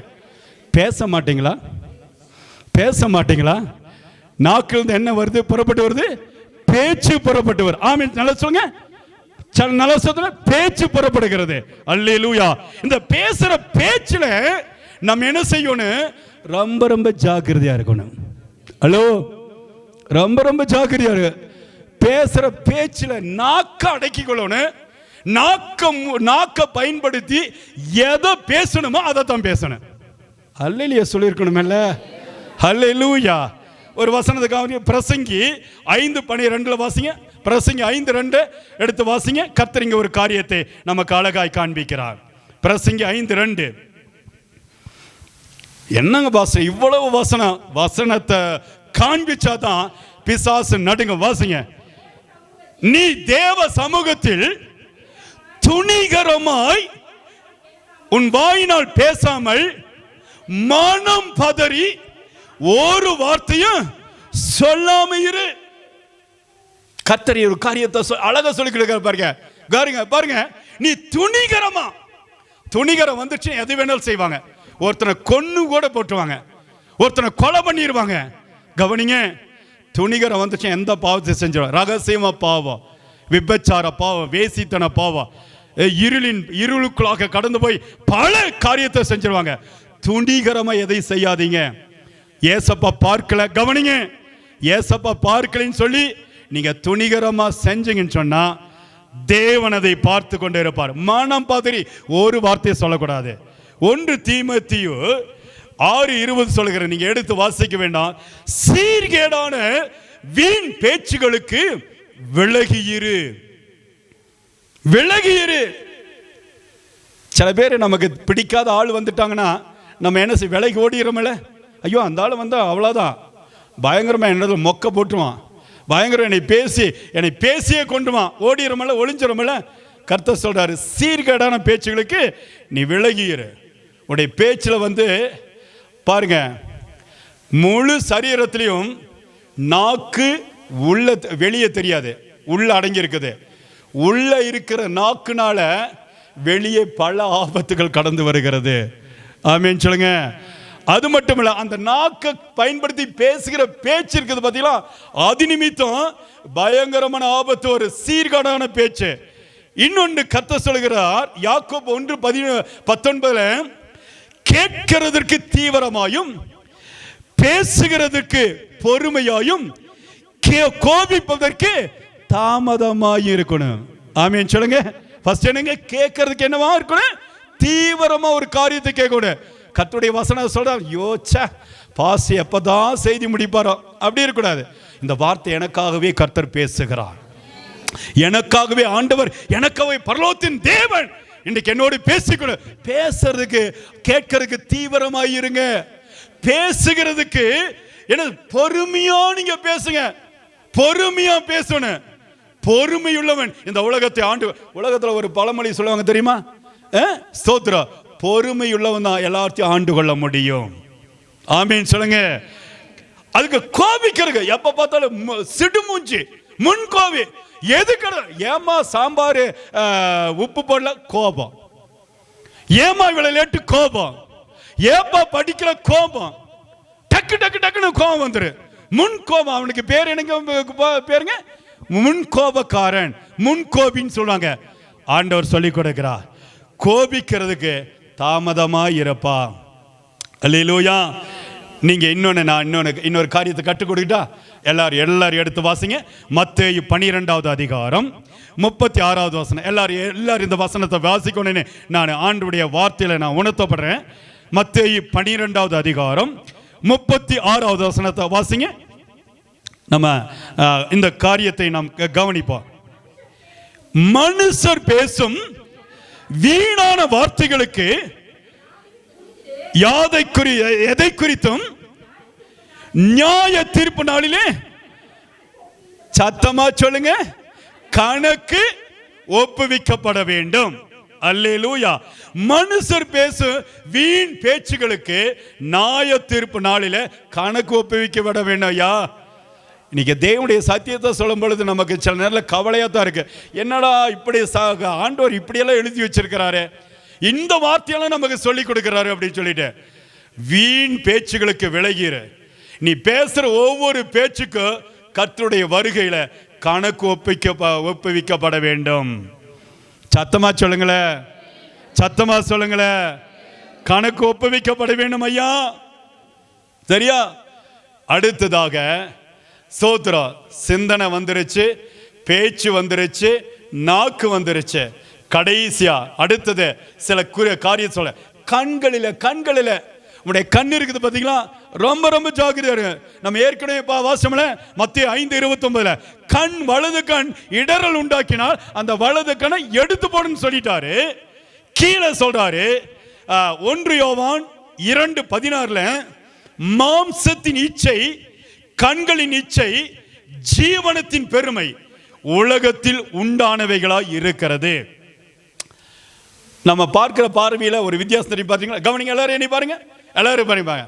நம்ம பார்க்கலே பயங்கரமாக பெருமை வந்துச்சுன்னா அப்படியே அவனை ஒரு மாதிரி சாதாரணமா பண்ணி, எல்லாம் என்னடா நான் எப்படிப்பட்ட ஆள் தெரியுமா, எனக்கு முன்னாடி நீ எல்லாம் ஒண்ணுமே கிடையாது, நான் எவ்வளவு பெரிய வீடு கட்டியிருக்கேன் தெரியுமா, நான் எவ்வளவு பெரிய வேலையில இருக்கு தெரியுமா, என் வீட்டில் எவ்வளவு சம்பாத்தியம் இருக்கு தெரியுமா, நான் எப்படிப்பட்ட ஆள் தெரியுமா, நான் என்ன தெரியுமா, கை நீட்டினா போது எல்லாமே எனக்கு செய்ய முடியும். அப்படியே ஒரு பெருமை. எங்க இருந்து தெரியுமா பெருமை தெரியுங்களா? முகத்துல பெருமையை காண்பிக்கலாம். முகத்துல பெருமையை காண்பிக்கிறதுக்காக கண்ணுல அதிகமா பெருமையை காண்பிக்க முடியும். அல்லேலூயா சொல்லுங்களே, நல்ல சத்தமா ஒரு அல்லேலூயா சொல்லுங்களேன். கண்ணு பார்க்கிற டே நீ எல்லாம் எனக்கு பெரிய ஆளா அப்படிங்கிற மாதிரி ஒரு மாதிரி விதமான தோரணை வரும் பார்த்தீங்களா? ஆரம்ப புள்ளிய கண்ணு தான். கண்ணை சீர்படுத்திக் கொள்ளுங்க. இந்த கண் ஆண்டவர் உனக்கு கொடுத்தேன்னு நல்ல அழகான இயற்கை காட்சிகள், அழகு நிறைந்த உறவுகள் எல்லாம் அழகா பார்க்கறதுக்காக தான்.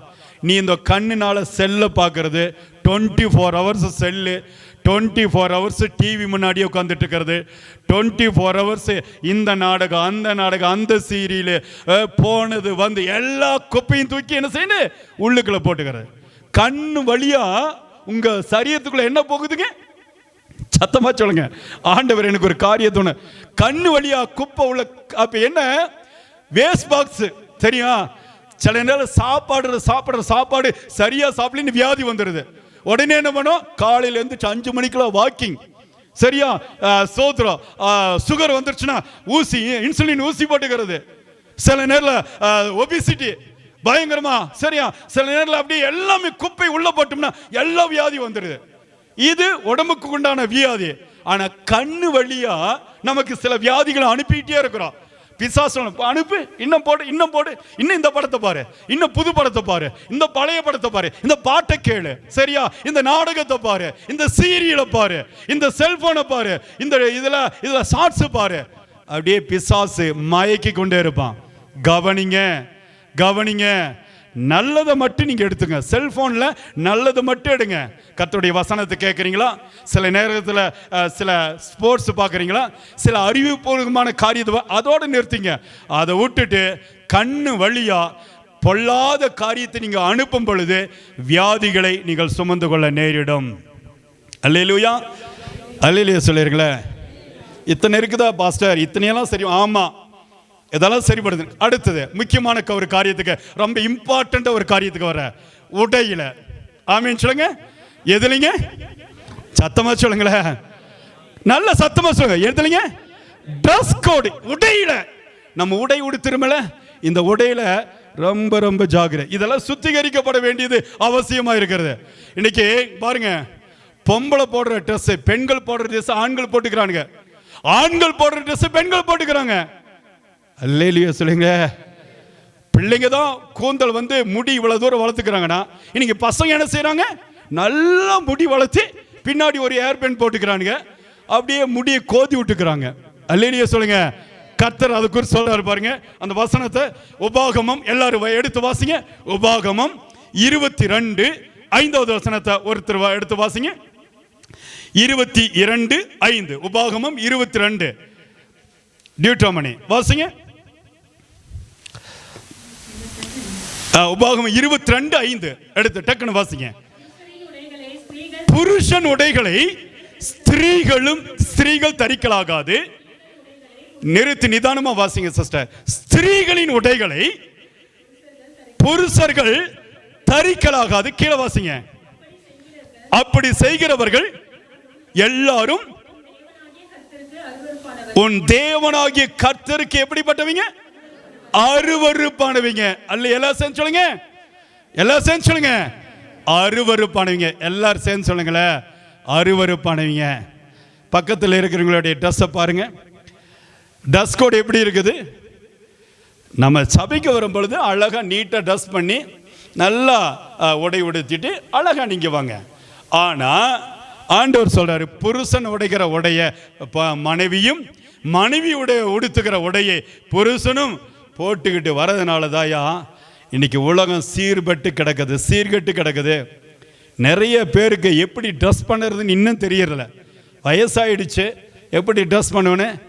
உன்னுடைய அங்க அடையாளத்தை மறைப்பதற்காக கர்த்தர் நல்ல அழகான உடைகளை கர்த்தர் கொடுத்துருக்கிறார். ஆனால் நிறைய பேர் இன்னைக்கு என்ன செய்கிறாங்க, பசங்க அப்படியே முடி வளர்த்திக்கிறது. ட்ரெஸ் கோடில் வந்து முடி வளர்த்துறதுல ஒரு கவனம் தேவை. வாலிப பிள்ளைகளை கவனிங்க.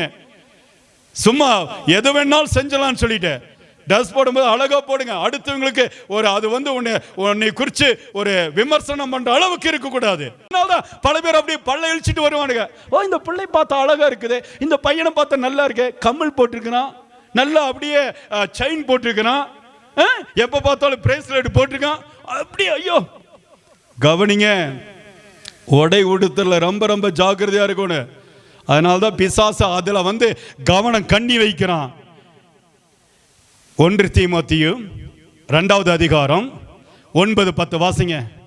கர்த்தருடைய வசனத்தை இன்னைக்கு காண்பிச்சு கொடுத்து உங்களுக்கு ஜெபிக்க பாரு. அப்பதான் இந்த வார்த்தைகளுக்கு கர்த்தர் பதில் கொடுப்பார். 1 தீமோத்தேயு 2வது அதிகாரம் 9-10 வசனத்தை வாசிப்பா. வாசிங்க. எங்களுக்கு தெரிந்திருக்கிறபடி நியாயப்பிரமாணம் நீதிமானுக்கு விதிக்கப்படும். இல்ல, 1 தீமோத்தேயு 2வது அதிகாரம் 9-10. அதான்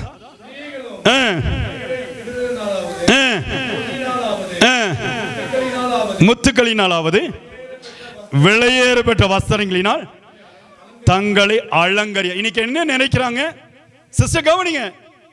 நம்ம வீட்டில் ஏன் தெரியுமா இவ்வளவு வறுமை, ஏன் தெரியுமா இவ்வளவு பிரச்சனை, போராட்டம்? பெண்கள் தான் ஒரு வீட்டுடைய கண்களையா. ஒரு வீட்டில் வந்து பெண்கள் சரியா இருந்தா அந்த வீடு கட்டப்படும். புரிஞ்சுங்க, கவனிங்க. ஆம்பளைங்க ஆண்களும் சரியா இருக்கணும், அதை காட்டில் பெண்கள் ரொம்ப ரொம்ப கருத்தா நிதானமா இருக்கணும்.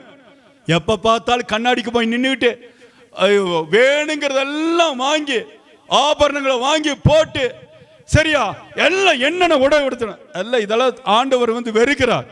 கர்த்தர் சொல்றாரு, ஸ்திரீகள் விலையேற பெற்ற வஸ்திரங்களினால் அலங்கரியாமல். வாசிங்கப்பா, வாசிங்க அடுத்த வசனம், 10வது வசனம். ஸ்திரீயானவள் அடக்கமுடையவளாய் இருக்க வேண்டும், அமைதலோடு கற்றுக்கொள்ள வேண்டும், உபதேசம் பண்ணவும், புருஷன் மேல் அதிகாரம் செலுத்தவும்.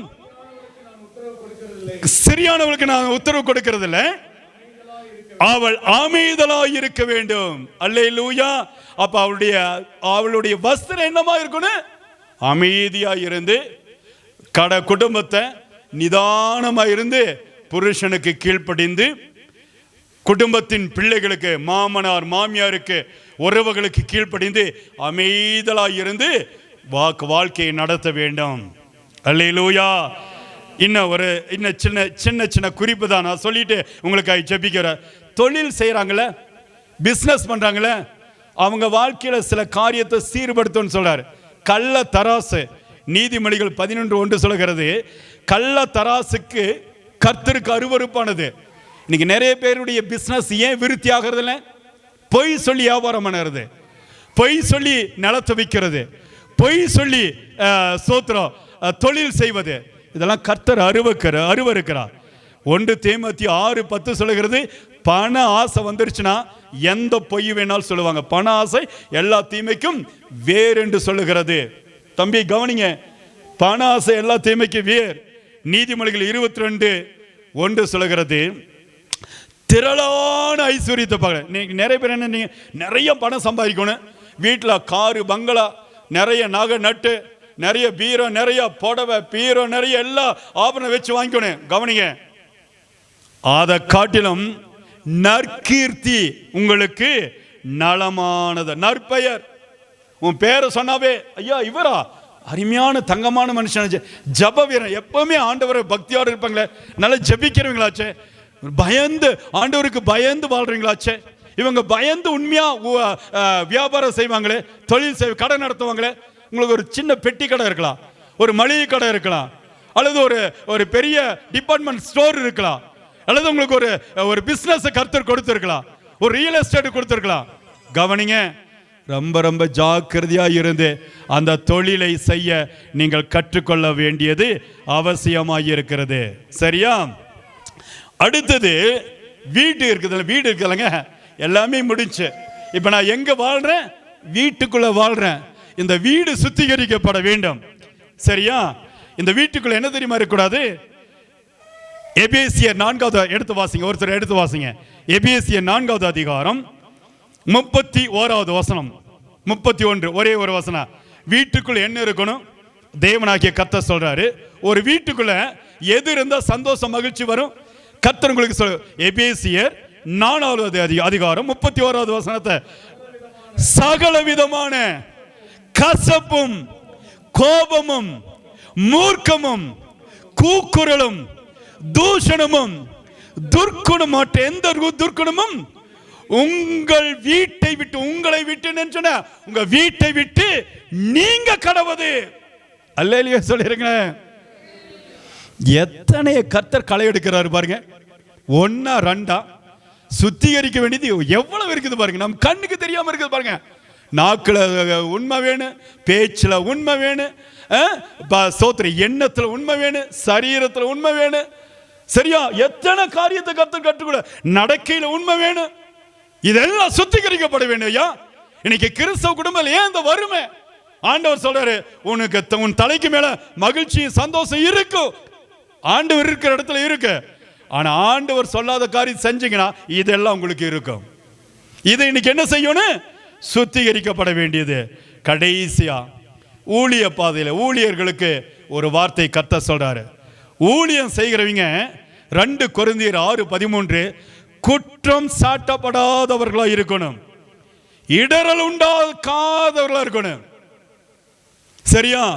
சங்கீதம் 66:18 சொல்கிறது, இருதயத்துல அக்கிரம சிந்தை இருந்தால் எனக்கு கர்த்தர் செவி கொடுக்க மாட்டார். ஏசாயா 59:2 சொல்கிறது, நம்முடைய அக்கிரமங்களை அவர் செவி கொடுக்காதபடி அவருடைய முகம் மறைக்கப்பட்டு இருக்கிறது. ஒரே ஒரு காரியத்தை மட்டும் நீங்க எடுத்து வாசிங்க. யாக்கோபு 4வது அதிகாரம் 3வது வசனம். யாக்கோபு 4வது அதிகாரம் 3வது வசனம். இங்க கர்த்தர் அழகா ஒரு காரியம் சொல்ல. நான் அவ்வளவுதான், எல்லாருமே இப்ப ஜெபிக்க போகிறோம். சரியா? யாக்கோபு 4வது அதிகாரம் 3வது வசனம். அங்க ஒரு வசனம் சொல்லுது, உங்கள் விண்ணப்பம் தகாத விதம், வாசிங்க, விண்ணப்பம் பண்ணியும் செலவழிக்க வேண்டும் என்று தகாத விதமாய் விண்ணப்பம். இன்னைக்கு என்ன செய்யீங்கன்னா, ஒரு திருட என்ன செய்ய, எப்படி ஜெபம் பண்ணுவான்? ஆண்டவரே, நான் எப்படி அவன் கூட ஆண்டவரை தேட, திருடன் கூட என்ன செய்யும்? ஆண்டவரே, நான் திருட போறேன், இன்னைக்கு நல்ல வீடா கிடைக்கணும் அப்படித்தான் நினைச்சிட்டு போமா.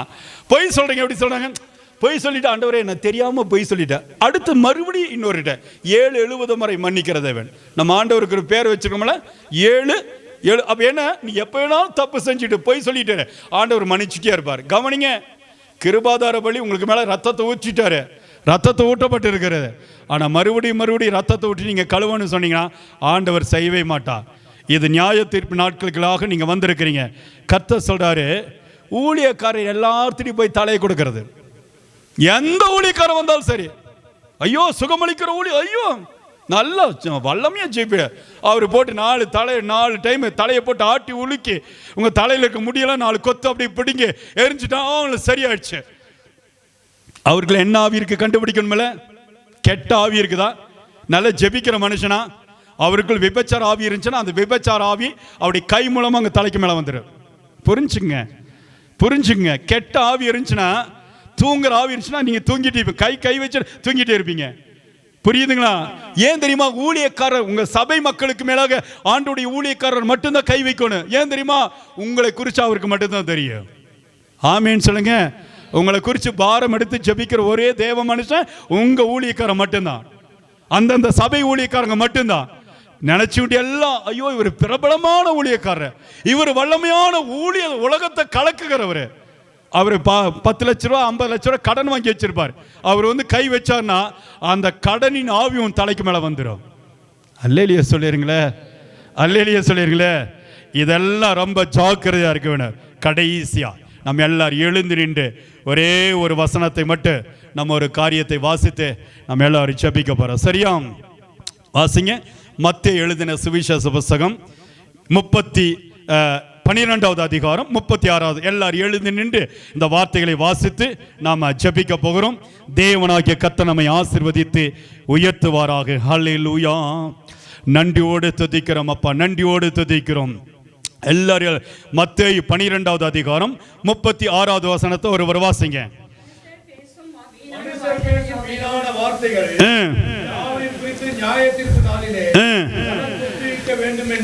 கணக்கு ஒப்புவிக்கப்பட வேண்டும் என்று கர்த்தர் சொல்றாருயா. அருமையான தேவ பிள்ளைகளை, கர்த்தர் சொல்றார், நீ பேசுற ஒவ்வொரு வார்த்தைக்கு கணக்கு ஒப்புவிக்கப்பட வேண்டும். நியாய தீர்ப்பு நாளிலே நீங்க கணக்கு ஒப்புவிக்கப்பட வேண்டும். நீங்க உங்களை சுத்திகரிக்காமையே நான் பரலோகத்துக்கு போயிடலான்னு சொல்லி நினைக்காதீங்க. இந்த அழுக்கு இருதயத்தோடு, அழுக்கான சிந்தனையோடு, அழுக்கான பார்வையோடு, அழுக்கான நடத்தையோடு, அழுக்கான எண்ணங்களோடு யாருமே பரலோகத்திற்குள் என்ட்ராகவே முடியாது. கதவு அடைக்கப்படும். எல்லாரும் கணக்கு ஒப்புவிக்கப்பட வேண்டும். இன்னொரு வசனத்தை ஒருவர் எடுத்து வாசிங்க. ரோமர் 14வது அதிகாரம் 12 வாசிச்சுட்டு எல்லாரும் இந்த சேர்ஸ் எல்லாம் ஒதுக்கிட்டு நம் முழங்கள் நேர் முழங்கள் படியிட்டு நம்ம ஜெபிக்க போகிறோம். ரோமர் 14:12. ஆதலால் நம்மில் ஒவ்வொருவருக்கும் தன்னை குறித்து தேவனுக்கு கணக்கு ஒப்புவிப்பான். ஆண்டவர் சொல்றாரு, ஒவ்வொருவனும், ஒவ்வொருத்தையும், ஒவ்வொரு சிறு குழந்தையும், ஒவ்வொரு வாலிப பிள்ளைகளும், ஒவ்வொரு தம்பி தங்கச்சிகளும், ஒவ்வொரு சகோதர சகோதரிகளும், ஒவ்வொரு வயதானவர்களும் தேவனுக்கு முன்பதாக கணக்கு ஒப்புவிக்கப்பட வேண்டும். இந்த வசனம் நம்முடைய எல்ஷடா எழுப்புதல் திருச்சபையில் இன்றைக்கு பிரசங்கியா ஆயித்து விட்டது. இந்த வசனத்தை கேட்டியதன்படி நடக்கிறவர்களை தேவன் ஒரு நாளும் கைவிடவே மாட்டார், ஒரு நாள் வெட்கப்படுத்தவே விட மாட்டார். ஆண்டவர் சொல்ற, உனக்கு உன்னுடைய தலைகளுக்கு மேலாக மகிழ்ச்சியும் சந்தோஷம் கடந்து வர இன்னைக்கு சுத்திகரிப்பு அவசியமாக இருக்கிறது. சகோதரனே, சகோதரியே, ஆண்டோடைய பாதத்தில் எல்லாரும் முழங்கால் படியிடுவோம். எல்லாரும் முழங்கால் படியிட்டு தேவ சமூகத்தில் இன்னைக்கு ஜபத்தில் காத்திருக்க எல்லாரும் முழங்கால் படிடுங்க. இன்னைக்கு ஆண்டவர் என்னை சுத்திகரிக்கும்படியாய் ஆண்டோடைய பாதத்தில் வந்திருக்கிறேன், ஆண்டோடைய சமூகத்தில் வந்திருக்கிறேன். தேவ ஆவியானவர் என் மத்தியிலே இறங்கி வரும்படியாய் சிஸ்டர் ரூத் முன்பதை கடந்து வருவாங்க. தேவனுடைய சமூகத்தில், தேவனுடைய ஆலயத்தில் அமர்ந்து எல்லாரும் நேர்முழங்கள் படியிட்டு, கர்த்தாவே, நேர்முழங்கள் படியிட முடியாதவர்கள் அப்படி நீங்க உட்கார்ந்து கொள்ளலாம். இன்றைக்கு கர்த்தர் இன்றைக்கு நம்மை சுத்திகரிக்கும்படியாய் நம்மத்திலே வந்திருக்கிறார், நம்மத்திலே இறங்கி வந்திருக்கிறார். தேவனாகிய கர்த்தர் இன்றைக்கு நன்மைகளை செய்கிற தெய்வம். அல்லேலூயா. நன்றியோடு துதிக்கிறோம் அப்பா, நன்றியோடு துதிக்கிறோம்.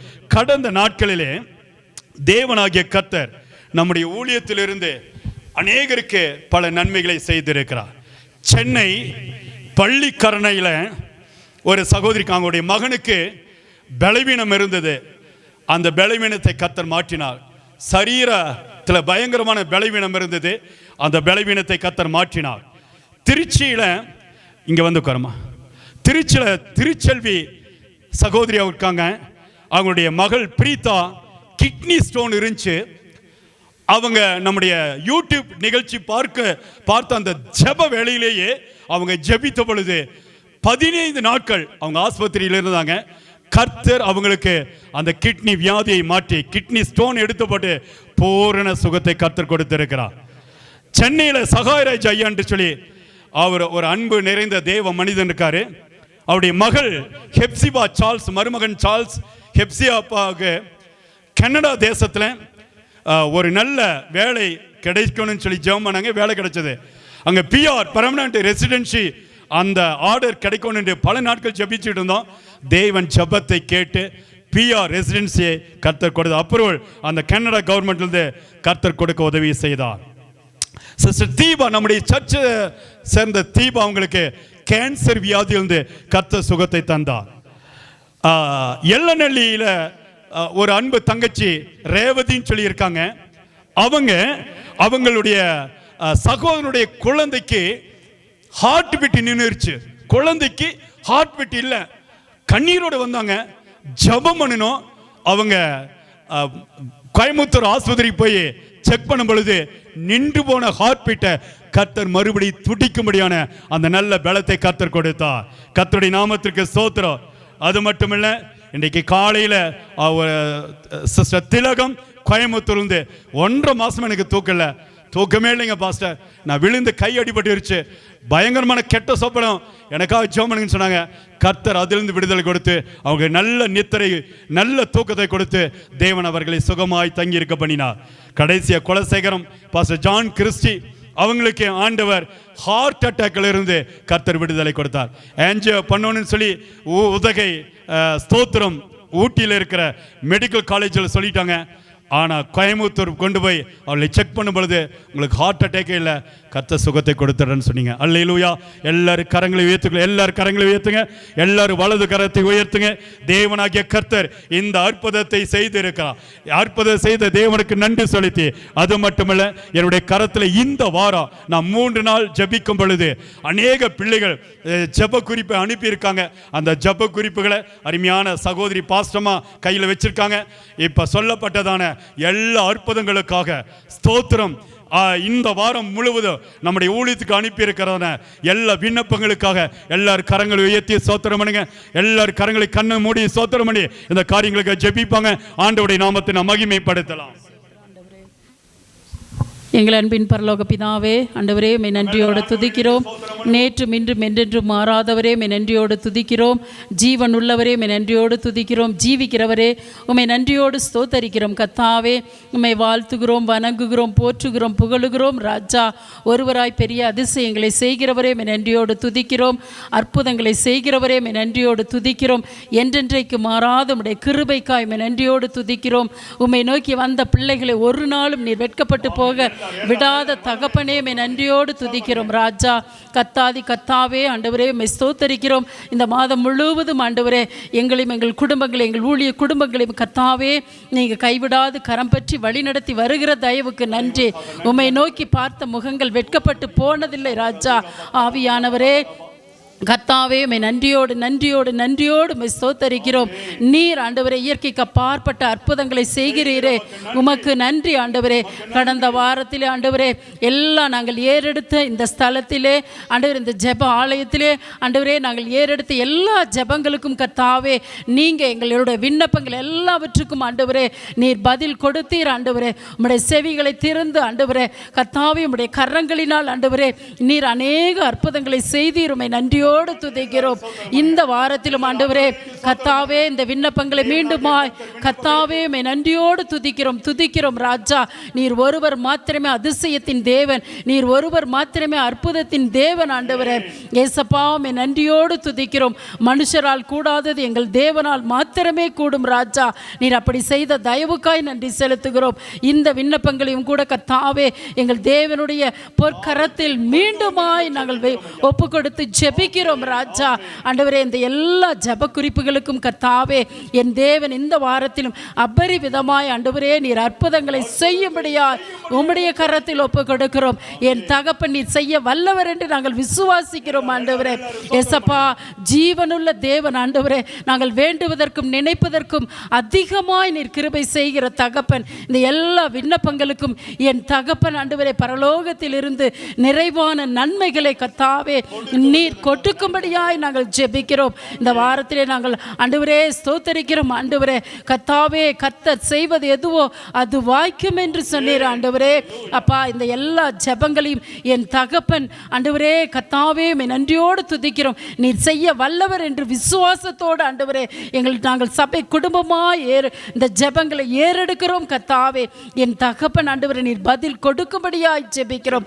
மீண்டும் அடுத்த வாரத்திலே கர்த்தாவே நாங்கள் நன்றி சொல்லத்தக்கதாக என் தேவன் நீர் எங்களுக்கு கிருபை பாராட்டும்படியாய் நன்றியோடு மை துதிக்கிறோம். ராஜா, மை ஸ்தோத்தரிக்கிறோம். தேவனுடைய நாமம் மகிமைப்படும்படியாய் நாங்கள் ஜெபிக்கிறோம். கர்த்ததாமே முற்றிலுமாய் பொறுப்படுத்திக் கொள்வீராக. ஆசீர்வதியும் பலப்படுத்தும் கிருபை பாராட்டும் இயேசு கிறிஸ்துவின் விலையேற பெற்ற நாமத்தில் ஜெபிக்கிறோம் எங்கள் ஜீவனுள்ள நல்ல பிதாவே, ஆமென். ஆமென். நாம் சில விண்ணப்பங்களை உலகம் முழுவதும் இருந்து நமக்கு அனுப்பியிருக்காங்க. விண்ணப்பங்களோடு ஆண்டோடைய பாதத்தில் வரும் பொழுது அற்புதம் செய்கிற தெய்வமாய் இருக்கிறார். ஊட்டியில் சிஸ்டர் மாகி இருக்காங்க.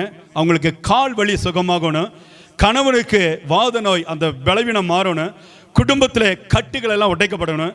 ஊட்டியில் சிஸ்டர் பிரேமா இருக்காங்க. பிள்ளைகள் இருவருக்கு திருமணம் நடக்கணும், அவங்க வீடு கட்டப்படணும், பண கஷ்டம் மாறணும், மகளுக்கு வேலையில் பாதுகாப்பு கொடுக்கணும்னு சொல்லி விண்ணப்பம் தான். கவனிங்க, எல்லாரும் கவனமாக கரங்களை உயர்த்துங்க, எல்லா கரங்களை உயர்த்துங்க. நான் சொல்கிற விண்ணப்பங்களுக்காக இன்னைக்கு நாம் ஜெபிக்க போகிறோம். இன்னொரு சிஸ்டர் ஊட்டியில் வனிதா, அவங்க வீட்டில் அசுத்த ஆவிகள் மாறணும், அடிக்கடி உடல் பலவீனம் கடந்து வருகிறது, பிஸ்னஸில் தோல்வி காணப்படுகிறது. இந்த தோல்வியெல்லாம் மாற்றப்பட வேண்டும். ஸ்தோத்திரம்.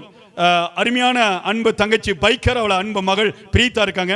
நல்ல வேலை கிடைக்கணும், குடும்பத்தில் சமாதானம் ஏற்படணும், வெற்றிகரமான வாழ்க்கை, எதிர்கால திட்டம், கணவர் குடும்பத்தில் எல்லாரும் ஆசீர்வதிக்கப்படணும், சரீர சுகம் கிடைக்கணும், நன்றாக தூங்க வேண்டும் சொல்லி அன்பு மகள் சொல்லியிருக்கிறாங்க.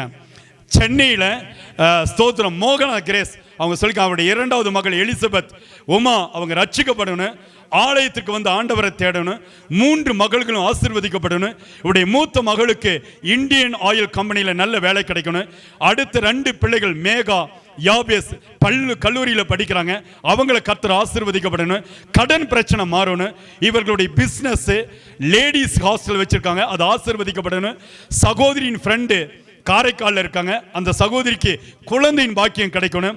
மூத்த மகள் மங்கை கிரேஸ் ஏஞ்சல், அவங்க குடும்பத்தில் அவங்க கேரளாவில் வேலை செய்கிறாங்க, அவங்க குடும்பத்தில் சமாதானம் ஏற்படணும். இந்த காரியத்துக்காக ஜெபிக்க போகிறோம். திருச்சியில் திருச்செல்வி சகோதரி இருக்காங்க, அவங்களுடைய டாக்டர் பிரீத்தா டெட் எக்ஸாம் எழுதியிருக்காங்க, அந்த எக்ஸாமில் நல்ல ரிசல்ட் வரணும்.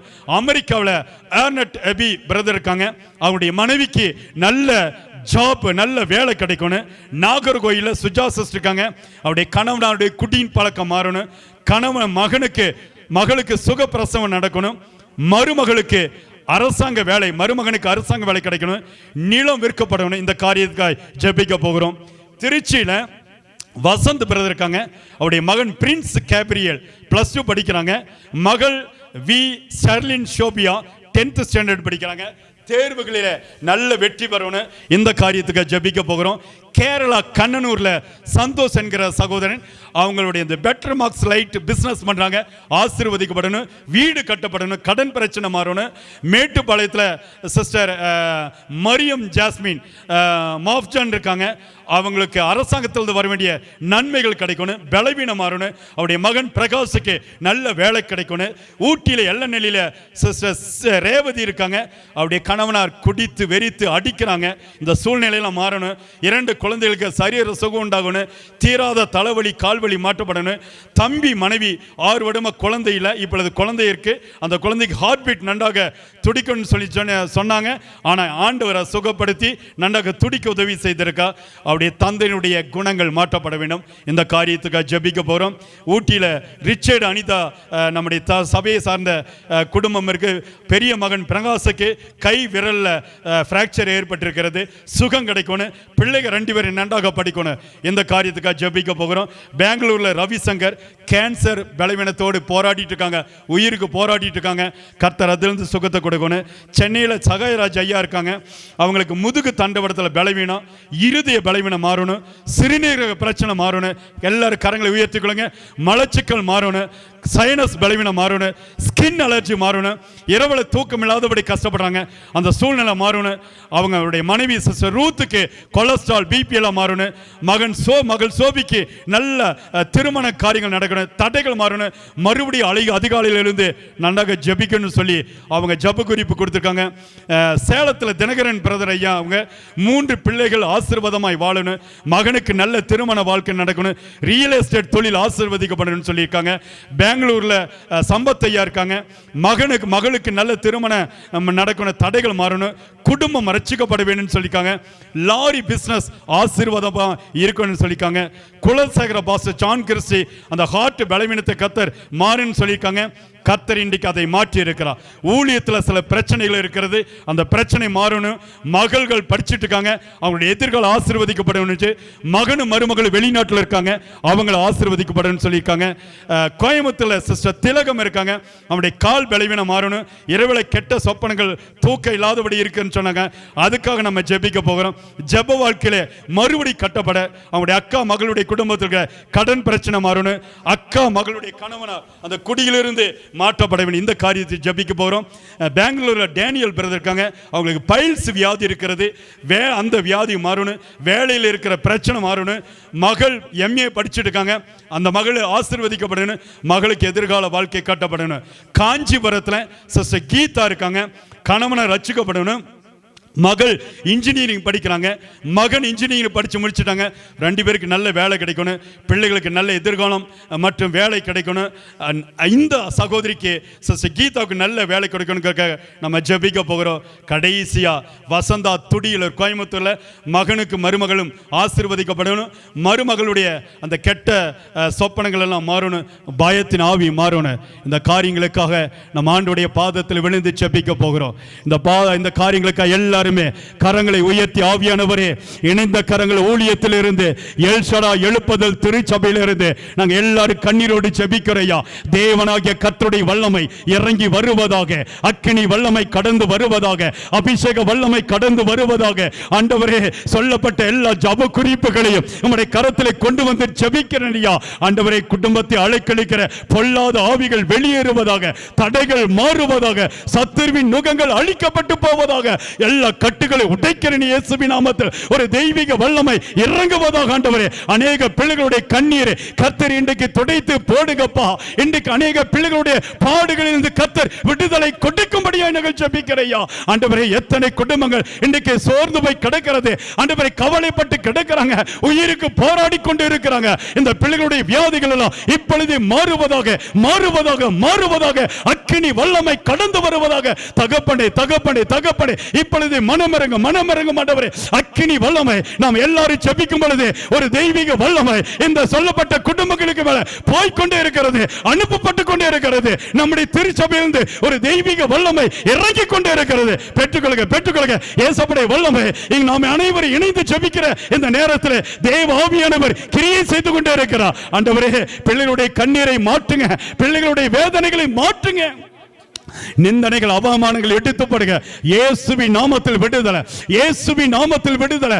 குடும்பத்தை கெடுக்க கூடியதான எல்லா கெட்ட பழக்கத்தின் ஆவிகள், ஆண்டவரே சிகரெட் பழக்கங்கள், குடியின் ஆவிகள் மாறுவதாக. அநேக வாலிப பிள்ளைங்க இதில் அடிமைப்பட்டு கிடக்கிறாங்க, அநேக சகோதரர்கள் இதில் அடிமைப்பட்டு கிடக்கிறாங்க. இதனால குடும்பத்தில் பயங்கரமான போராட்டம். ஆண்டவரே இயேசுவின் நாமத்தில் அற்புதம் நடப்பதாக. படிக்கிற பிள்ளைகளுக்கு நல்ல படிப்பின் ஞானத்தை கொடுங்க, வாலிப பிள்ளைகளுக்கு நல்ல திருமணத்தை கொடுங்க.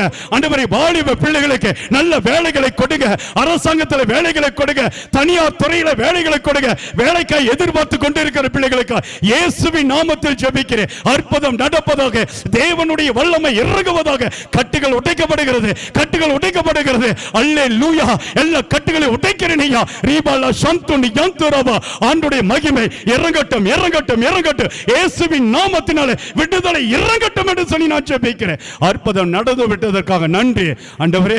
பிள்ளைகளுடைய கண்ணீரை மாற்றுங்க, தகப்பனே, இப்பொழுதும் ஆண்டவரே தொழிற்சாலையில் வேலை செய்கிற பிள்ளைகளுக்காக ஜெபிக்கிறோம், தொழில் செய்கிற பிள்ளைகளுக்காக ஜெபிக்கிறோம், வியாபாரம் பண்ணுகிற பிள்ளைகளுக்காக ஜெபிக்கிறோம், ப்ரொஃபஷனலிஸ்டுக்காக ஜெபிக்கிறோம், டாக்டர்ஸ், இன்ஜினியர்ஸ், வக்கீல், ஆண்டவரே சயின்டிஸ்ட், ஆண்டவரே பலவிதமான மத்திய மாநில அரசாங்கத்தில் வேலை செய்கிற எல்லா பிள்ளைகளுக்காக ஜெபிக்கிறோம், டாக்டர்ஸ்களுக்காக ஜெபிக்கிறோம், நர்சுமார்களுக்காக ஜெபிக்கிறோம், டீச்சர்ஸ்களுக்காக ஜெபிக்கிறோம். ஐயா இயேசுவின் நாமத்தில் வாலிப பிள்ளைகளுக்காக ஜெபிக்கிறோம். ஆண்டவரே கல்லூரியில் படிக்கிற பிள்ளைகளுக்காக ஜெபிக்கிறோம். ஆண்டவரே அந்த பிள்ளைகளுக்கு நல்ல பழக்க வழக்கத்தை கொடுப்பீராக. Arts and science, engineering college, medical college, ஆண்டவரே விவசாய கல்லூரியில் படிக்கிறவர்கள், ஆண்டவரே சோதர சட்ட கல்லூரியில் படிக்கிறவங்க, ஆண்டவரே யுனிவர்சிட்டியில் படிக்கிறவங்க எல்லாருக்கும் மேலாக நம்முடைய கல்வாரி ரத்தத்தை வைத்து நான் ஜெபிக்கிறேன். படிக்கிற பிள்ளைங்க, சிறு பிள்ளைங்க, குழந்தைங்க, ஆண்டவரே எல்லா பிள்ளைகளுக்கு நல்ல பலனை கொடுங்க, நல்ல வெற்றியை கொடுங்க, நல்ல ஜெயத்தை கொடுங்க. ஆண்டவரே இயேசுவின் நாமத்தில் அற்புதம் நடக்கட்டும் என்று சொல்லி நான் ஜெபிக்கிறேன். அது மட்டுமல்ல ஆண்டவரே, கடன் பிரச்சனையில் இருக்கிற பிள்ளைகளுக்கு கடனிலிருந்து கர்த்தர் ஒரு மாற்றத்தை கொடுங்க. ஆண்டவரே சோதரையா இயேசுவின் நாமத்தில் கடன்கள் மாறுவதாக. வட்டி கடன் வாங்கி இருக்காங்க, ஆண்டவரே சோதர வார கட்டி, ஆண்டவரே வார வட்டிக்காக, மாத வட்டிக்காக வாங்கி எத்தனை பேர் சிரமப்படுறாங்கப்பா. ஆண்டவரே பலவிதமான கடனில் இருக்கிற பிள்ளைகளுக்காக நாங்கள் கண்ணீரோடு ஜெபிக்கிறோம் ஐயா. இயேசுவின் நாமத்தினாலே ஆண்டவரே கடன் பிரச்சனைகள் மாறுவதாக. வீட்டு கடன், ஆண்டவரே கார் கடன், பைக் கடன் என்று சொல்லி பல லோன் எடுக்காங்க. ஆண்டவரே இயேசுவின் நாமத்தில் அற்புதம் நடப்பதற்காக நன்றி ஆண்டவரே. இப்பொழுதும் ஆண்டவரே பிரயாணப்பட்டு கொண்டிருக்கிற எல்லா பிள்ளைகளுக்காக ஜெபிக்கிறையா. ஆண்டவரே கார்ல, பஸ்ல, ஆண்டவரே ட்ரெயின்ல, பிளைட்ல போகிற, கப்பல்ல போற அத்தனை பிள்ளைகளுடைய பாதுகாப்புக்காக ஜெபிக்கிறோம். எல்லா விபத்துகளிலே சிக்கி கிடக்கிற பிள்ளைகளுக்காக ஜெபிக்கிறோம். மருத்துவமனையில உயிருக்கு போராடி கொண்டிருக்கிற பிள்ளைகளுக்காக ஜெபிக்கிறோம். ஆபரேஷனுக்காக ஆயத்தப்பட்டு கொண்டிருக்கிற பிள்ளைகளுக்காக ஜெபிக்கிறோம். தேவனாகிய கர்த்தர் அவர்களுக்கு சுகத்தை கொடுப்பீராக, சுகத்தை கொடுப்பீராக. எல்லாருடைய இறுதிய வழிகள் மாறுவதாக, இறுதிய பலவீனங்கள் மாறுவதாக. இயேசுவின் நாமத்தில் ஆண்டவரே எல்லா மூளை காய்ச்சல் மாறட்டும் ஆண்டவரே, கண் குறைபாடுகள் மாறட்டும் ஆண்டவரே, வாய் பேச முடியாத நாவுகள் இப்பொழுது பேசுவதாக ஆண்டவரே, கிட்னி வியாதிகள் மாறட்டும், கிட்னியில் இருக்க எல்லா ஸ்டோன்ஸ் மறைந்து போவதாக. இயேசுவின் நாமத்தில் எலும்பு தேய்மானங்கள் மறைந்து போவதாக. எல்லா பிளட் பிரஷர் மாறட்டும் ஆண்டவரே, இயேசுவின் நாமத்தில் எல்லா ஆண்டவரே ஓ சோதரிக்கிறமையா லங்ஸ் பலவீனத்தை மாற்றுங்க, யூரினல் பிரச்சனை மாற்றுங்க. சுகமளிக்கிற வல்லமை இறங்குவதாக, அக்கினி வல்லமை இறங்குவதாக. ஆண்டவருடைய வல்லமை தொடுகிறது, ஆண்டவருடைய வல்லமை அநேகரை தொட்டுக் கொண்டே இருக்கிறது. இந்த ஜெபம் அநேகருடைய குடும்பங்களுக்குள்ளாக பாய்ந்து சென்று கொண்டே இருக்கிறது. அநேகருடைய கரத்தை கர்த்தருடைய வல்லமையின் கரம் இப்பொழுது பிடித்துக் கொண்டே இருக்கிறது. சுகமளிக்கிற வல்லமை, சுகமளிக்கிற வல்லமை. பிசாசின் கட்டுகள் அழியட்டும், எல்லாம் பலவீன கட்டுகள் அழியட்டும் ஆண்டவரே. எல்லா மாந்திரிக கட்டுகள், எல்லா ஆண்டவரே பில்லி சூனிய கட்டுகள், எல்லா ஏவல் கட்டுகள் மறைந்து போவதாக. தகப்பனே எத்தனையோ பிள்ளைங்க வீடு கட்டிட்டு இருக்காங்கப்பா, வீடு கட்ட முடியாதபடி கஷ்டப்படுறாங்க ஆண்டவரே. வீடு கட்டி முடிக்க உதவி செய்யுங்க ஆண்டவரே. திருமணம் நடக்காத பிள்ளைகளுக்கு நல்ல திருமண வாழ்க்கை கொடுங்க. குழந்தை இல்லாத பிள்ளைகளுக்கு திருமண நல்ல குழந்தையின் பாக்கியத்தை கொடுங்க ஆண்டவரே. ஆண்டவரே கர்ப்பமா இருக்கிற பிள்ளைகளுக்கு நல்ல சுக பிரசவத்தை கொடுங்க ஆண்டவரே. ஓ இயேசுவின் நாமத்தில் அற்புதம் நடப்பதாக, அற்புதம் நடப்பதாக, அற்புதம் நடப்பதாக, அற்புதம் நடப்பதாக. ஆண்டவருடைய வல்லமை தொட்டு இருக்கிறது, ஆண்டவருடைய வல்லமை இறங்கி கொண்டு இருக்கிறது. இயேசு அக்கினி வல்லமை இறங்கி கொண்டே இருக்கிறது. இயேசுவின் நாமத்தினாலே ஒரு விடுதலை கர்த்தர் நீங்க கொடுத்ததற்காக நன்றி. கர்த்தர் பெரிய காரியத்தை செஞ்சு போயிடுறார். எஸ்அப்பா எங்கள் அன்பு நிறைந்த பிள்ளைங்க கண்ணீரோடு இருக்கிறாங்கப்பா, கண்ணீரோடு இருக்கிறாங்க ஆண்டவரே. நாங்கள் இடுப்பு எலும்பு முறியத்தக்கதாக அளவுக்கு கண்ணீரோடு செபிக்கிறோம். நேர் முழங்கள் நின்று பரலோகத்தை நோக்கி பார்க்கிறோம். ஐயா தேவன் எங்களுக்கு ஜெயத்தை கொடுங்க. நீங்க கொடுத்து விட்டதுக்காக நன்றி. கர்த்தர் ஜெயத்தை கொடுத்து விட்டா எல்லா ஊழியங்களை ஆசீர்வதிச்சோமாங்க. எல்லா கரங்களை உயர்த்துங்க, எல்லா ஊழியர்களை ஆசீர்வதிங்க. எல்லா ஊழியங்கள் கட்டப்படுவதாக. ஆண்டவரே ஊழியத்துக்கு நல்ல நிலத்தை கொடுங்க ஆண்டவரே, நல்ல சபையை கொடுங்க ஆண்டவரே. கட்ட முடியாத சபைகள் கட்டி எழுப்பப்படுவதாக. ஊழியத்தில் ஆத்துமாக்களை கொடுங்க, ஊழியத்தில் நல்ல எழுப்புதலை கொடுங்க, ஊழியத்தில் நல்ல ஆசீர்வாதத்தை கொடுங்க. ஓ தேவைகளை சந்தியும் இயேசுவின் நாமத்தில். சபை இல்லாத ஊழியர்களுக்காக நாங்கள் கண்ணீரோடு ஜெபிக்கிறோம். எல்லா ஊழியர்களை ஆசீர்வதிங்க, சாட்சியா நிறுத்த ஜெப வாழ்க்கையில எழுப்பி கட்டப்படிடு. இன்னைக்கு இந்த சுத்திகரிப்பின் ஆராதனையில நாங்கள் கண்ணீரோடு ஜெபம் பண்ணியிருக்கிறோம். உலகம் முழுவதும் அத்தனை பேருக்கு ஜெபம் பண்ணியிருக்கோம் ஆண்டவரே. இந்த ஊழியத்தில் இணைந்த கரங்கள் ஊழியத்தில் இருந்து எல்ஷடா எழுப்புதல் திருச்சபையிலிருந்து ஒரு அக்கினி பற்றி எரிந்து கொண்டிருக்கிறது. ஒரு அக்கினி வல்லமை அனுப்பப்பட்டு கொண்டே இருக்கிறது. இந்த வல்லமை அநேகரை சுகப்படுத்திக் கொண்டே இருக்கிறது. இன்றைக்கு அநேகருக்கு மேலாக ஒரு தெய்வ தெய்வீக விடுதலை கர்த்தர் கொடுத்து விட்டார். கரங்களை தட்டி ஆண்டவருடைய நாமத்தை நீங்க பெற்றுக்கொள்ளுங்க. கரங்களை நல்ல உற்சாகமாய் தட்டி ஆண்டவருடைய மகிமை இப்பொழுது இறங்கி வருகிறது. ஆண்டவருடைய அக்கினியின் வல்லமை இறங்கினதற்காக நன்றி. சாட்சியாய் நிறுத்த பலப்படுத்தும் கிருபை பாராட்டும். இயேசுவின் நாமத்தில் ஜெபிக்கிறேன் எங்கள் ஜீவனுள்ள நல்ல பிதாவே, ஆமென், ஆமென். கர்த்தர் நம்முடைய எல்லாருடைய ஜெபத்தை கேட்டு அநேகருக்கு விடுதலை கொடுத்தார். கரங்களை உயர்த்தி அல்லேலூயா சொல்லுவோமா? ஆவியானவர் இன்னைக்கு ஸ்தோத்திரம் பண்ணலாமா? இந்த இடத்திலிருந்து ஒரு அக்கினி வெடிப்பு, அபிஷேக வெடிப்பு புறப்பட்டு போக போகிறது. எல்லா ஜனங்களுக்கு மேல ஒரு விடுதலை கொடுக்க போகிறார். எல்லா ஜனங்களுக்கு ஒரு ஆசீர்வாதத்தை கொடுக்க போகிறார். தடைகள் எல்லாம் மாற போகிறது. அநேகருடைய வாழ்க்கையில பெரிய விடுதலை கர்த்தர் கொடுக்க போகிறார். அடுத்த ஞாயிற்றுக்கிழமை யுத்த ஜெபம் செய்ய போகிறார். ஓ, பிசாசை எதிர்த்து யுத்த ஜெபம் செய்ய போகிறோம். யுத்த ஜெப ஆராதனை நடக்க போகிறது. தேவன் அநேகருக்கு நன்மைகளை கொடுக்க போகிறார். கர்த்தர் செய்து விட்டதற்காக நன்றி. தகப்பனே, நீங்க அற்புதத்தை செய்யும் ஆசீர்வதியும். இயேசுவின் நாமத்தில் ஜெபிக்கிறேன் எங்கள் ஜீவனுள்ள நல்ல பிதாவே, ஆமென், ஆமென்.